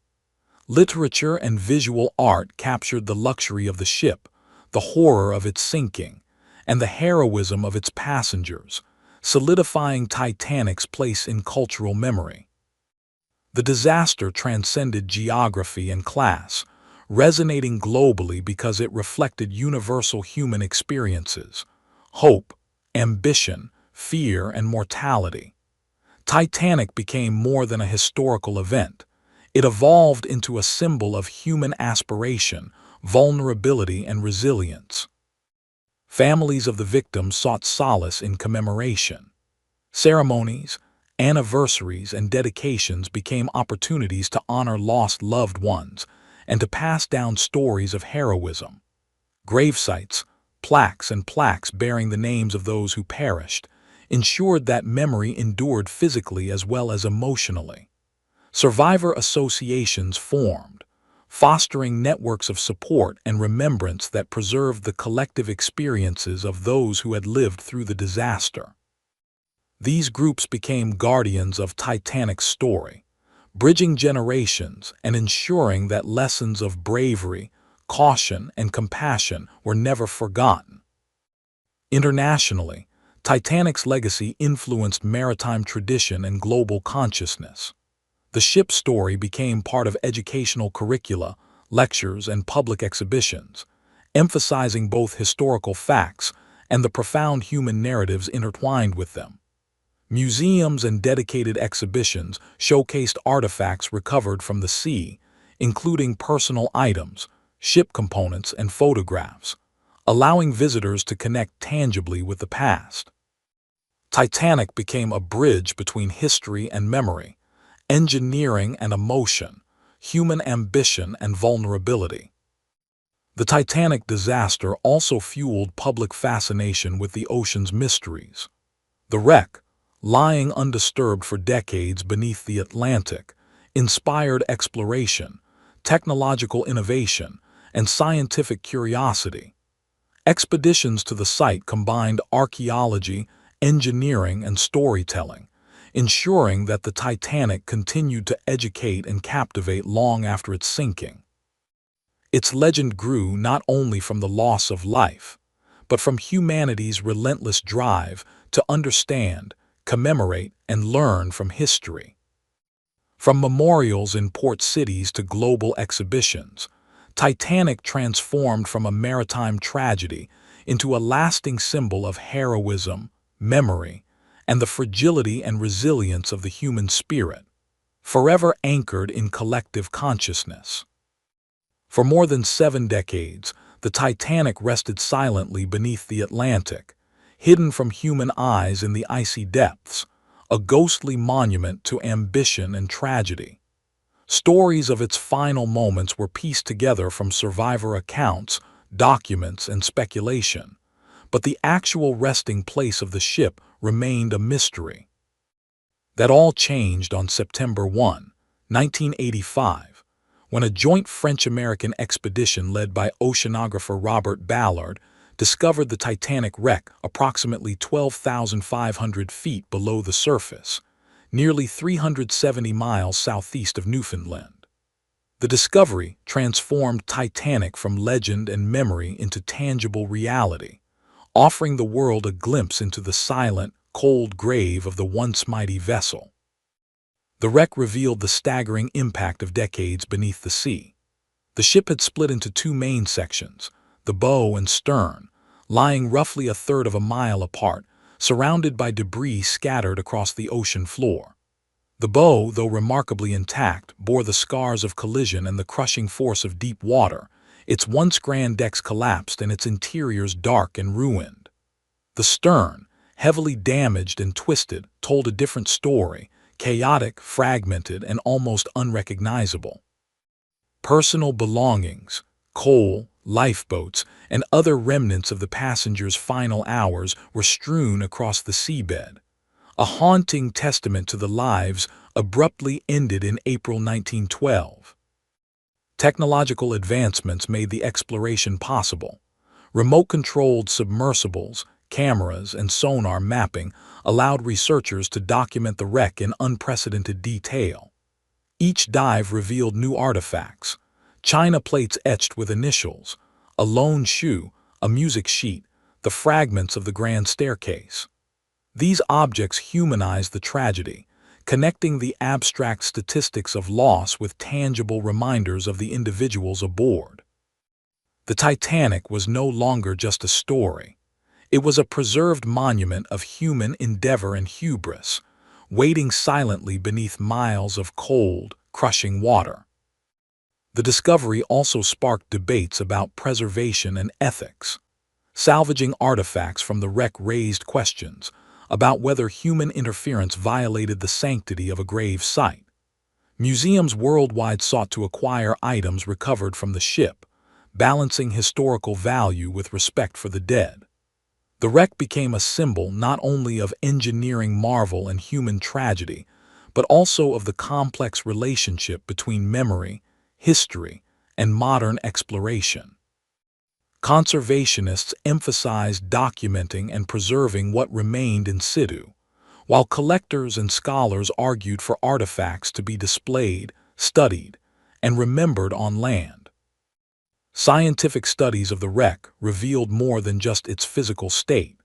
The Titanic's steel and rivets, once thought impervious, had been slowly decayed by iron-eating bacteria, highlighting the relentless processes of nature. Detailed mapping of the debris field offered insights into the final moments of the sinking, corroborating and sometimes challenging survivor accounts. The condition of the lifeboats, the placement of personal items, and the orientation of the two halves of the ship provided an empirical record of the chaos and heroism described in survivor testimonies. The wreck became a laboratory for historians, engineers, and oceanographers alike, bridging narrative history with scientific observation. Public fascination soared. Documentaries, films, books, and exhibitions brought the wreck to audiences worldwide, blending historical record with visual spectacle. The Titanic's story, once confined to pages and survivor accounts, was now tangible and visible, creating a new layer of emotional and cultural connection.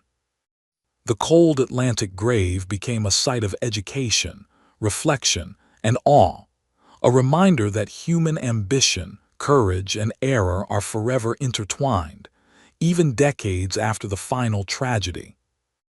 The discovery of the Titanic wreck transformed history into a vivid, tangible reality, revealing the silent, haunting remains of a ship that had captured the world's imagination, reminding humanity of its fragility, resilience, and the inexorable passage of time beneath the ocean's depths. The Titanic story transcended its historical facts, evolving into a global legend steeped in myth, memory, and artistic imagination. From the moment the disaster was reported, the world grappled with both awe and horror at the scale of human ambition and tragedy. The narrative of the unsinkable ship had become a cautionary tale about pride and overconfidence, yet it also celebrated the extraordinary acts of courage, sacrifice, and compassion witnessed during the sinking. This duality, hubris and heroism, ensured Titanic would occupy a permanent place in cultural consciousness, inspiring countless retellings and reinterpretations across generations. In literature, Titanic became both subject and symbol. Early 20th century novels, journalistic accounts, and memoirs chronicled the event with painstaking detail, offering the public intimate glimpses into survivor experiences. Authors emphasized drama, suspense, and emotion, often blending fact with creative interpretation to capture the human scale of the disaster. Over time, Titanic's story expanded into popular fiction, poetry, and stage plays, each work exploring themes of love, loss, courage, and the confrontation between human ambition and nature's indifference. The ship became a canvas for universal human emotions, transcending its historical specificity. Cinema, of course, would magnify Titanic's mythos for the modern era. Films spanning decades, from early silent movies to the blockbuster epic in 1997, brought the tragedy to life for millions, blending romance, heroism, and historical spectacle. These visual narratives shaped popular imagination, creating enduring images of the ship's opulence, the chaos of its final hours, and the heroic sacrifice of its passengers and crew. Characters based on historical figures, alongside fictional composites, allowed audiences to experience the disaster emotionally, bridging the gap between history and myth. The result was a story simultaneously grounded in reality and elevated to legend. Titanic also became a lens for examining class, society, and human behavior. The stark disparities between first, second, and third-class passengers highlighted social hierarchies and inequalities, while the responses of crew and passengers under extreme stress revealed shared humanity that transcended wealth and status. Cultural narratives emphasized heroism and villainy, sacrifice and self-interest, morality and survival, creating archetypes that would inform generations of storytelling about disaster and human endurance.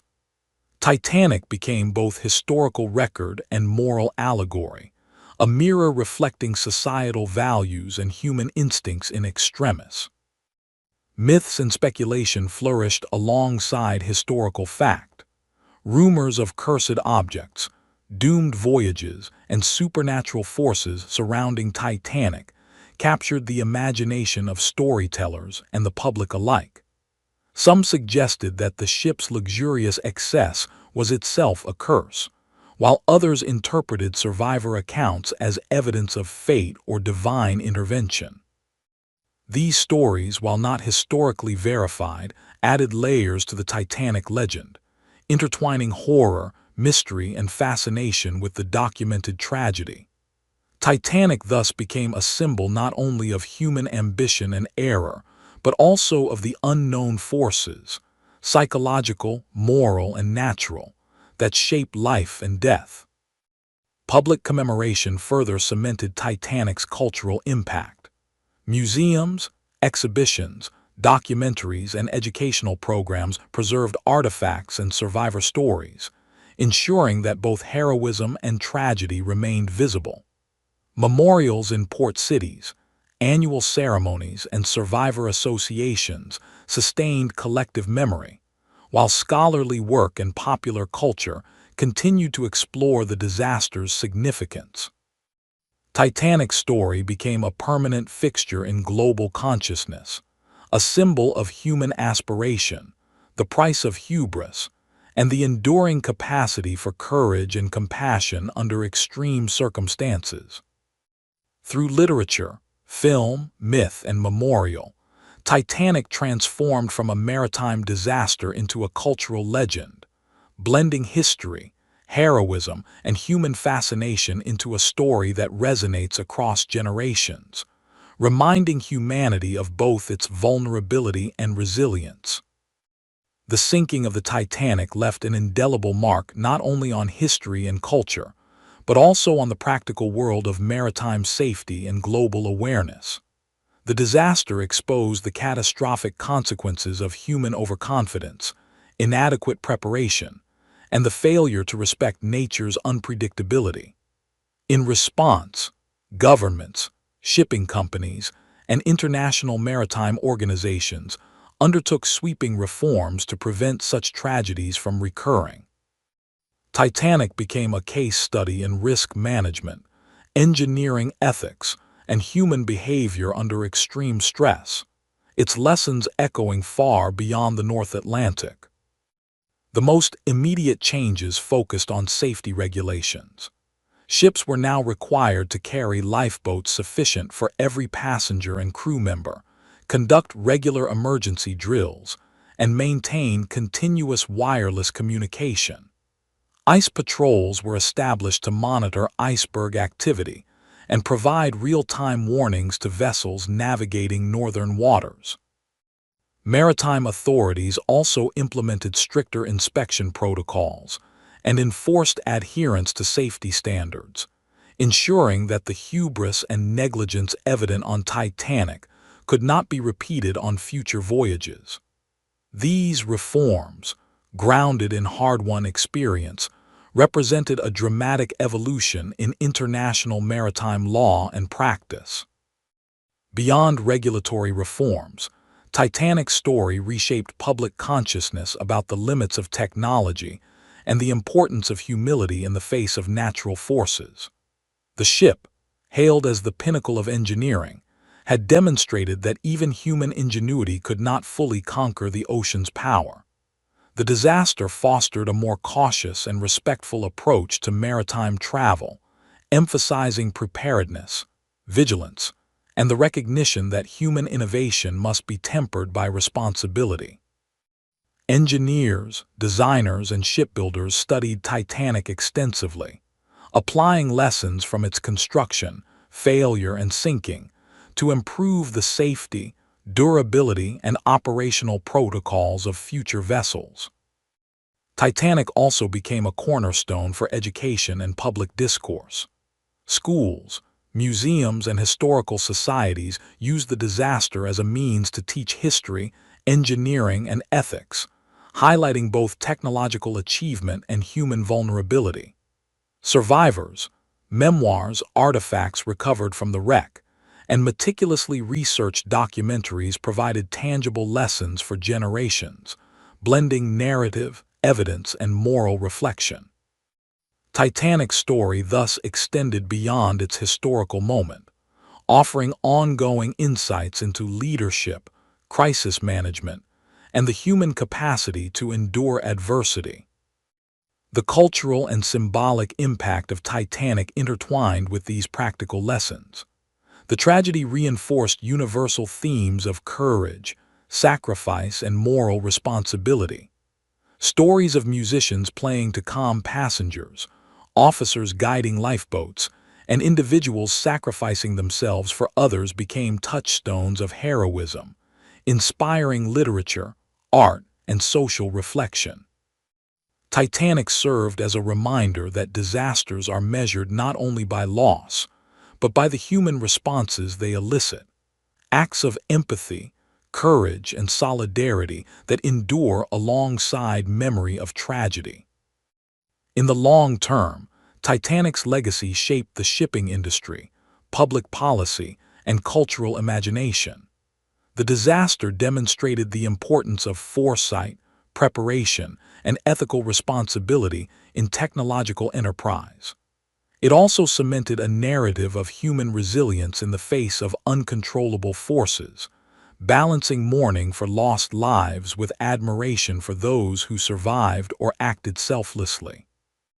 Titanic's lessons are timeless, reminding humanity that ambition and progress must coexist with caution, humility, and compassion.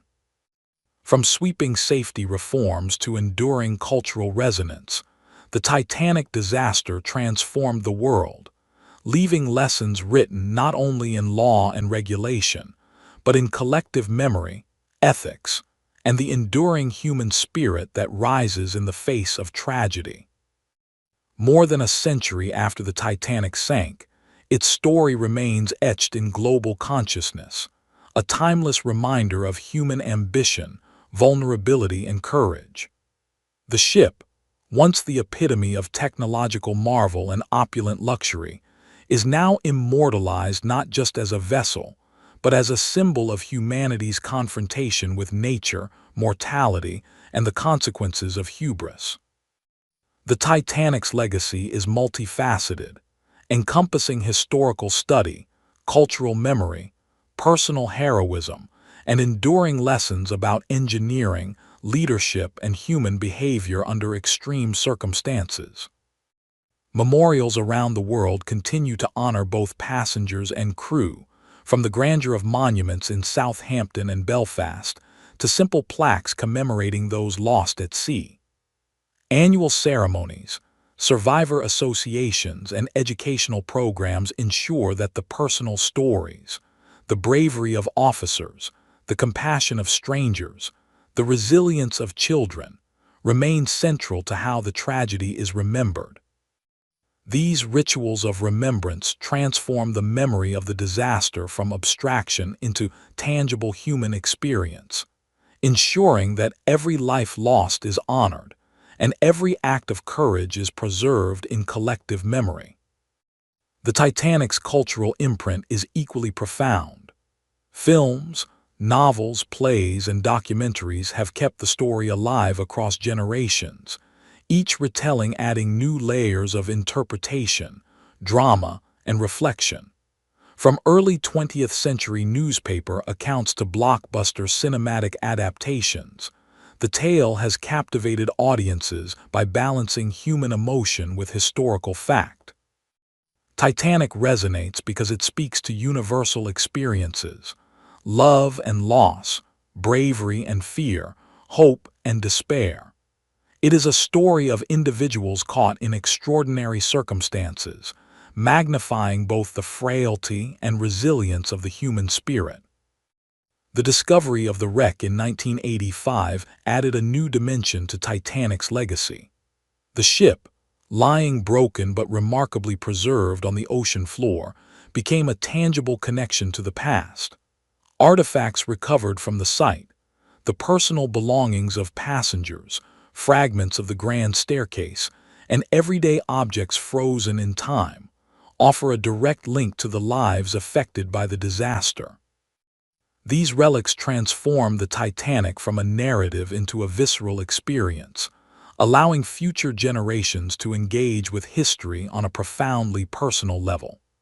The wreck is both a memorial and a source of ongoing exploration, inspiring scientific inquiry, historical research, and technological innovation. Titanic's legacy also endures in the lessons it imparted. Maritime safety standards were forever transformed, ensuring lifeboats for all, continuous wireless monitoring, and improved emergency protocols. The disaster demonstrated the peril of overconfidence in technology and the importance of humility before nature. Equally, it highlighted the human capacity for courage, selflessness, and resilience, qualities that continue to inspire and instruct. These lessons extend beyond shipping, resonating in leadership, crisis management, and ethical responsibility across countless domains. Ultimately, Titanic is more than a ship or a disaster. It is a narrative of human endeavor, vulnerability, and memory. Its story bridges history and legend, tragedy and heroism, technological ambition and moral reflection. Over a century later, Titanic continues to teach, caution, and inspire, ensuring that the voices of those lost and those who survived echo across time. Humanity remembers not only the disaster, but the courage, sacrifice, and enduring spirit that emerged from the icy waters of the North Atlantic.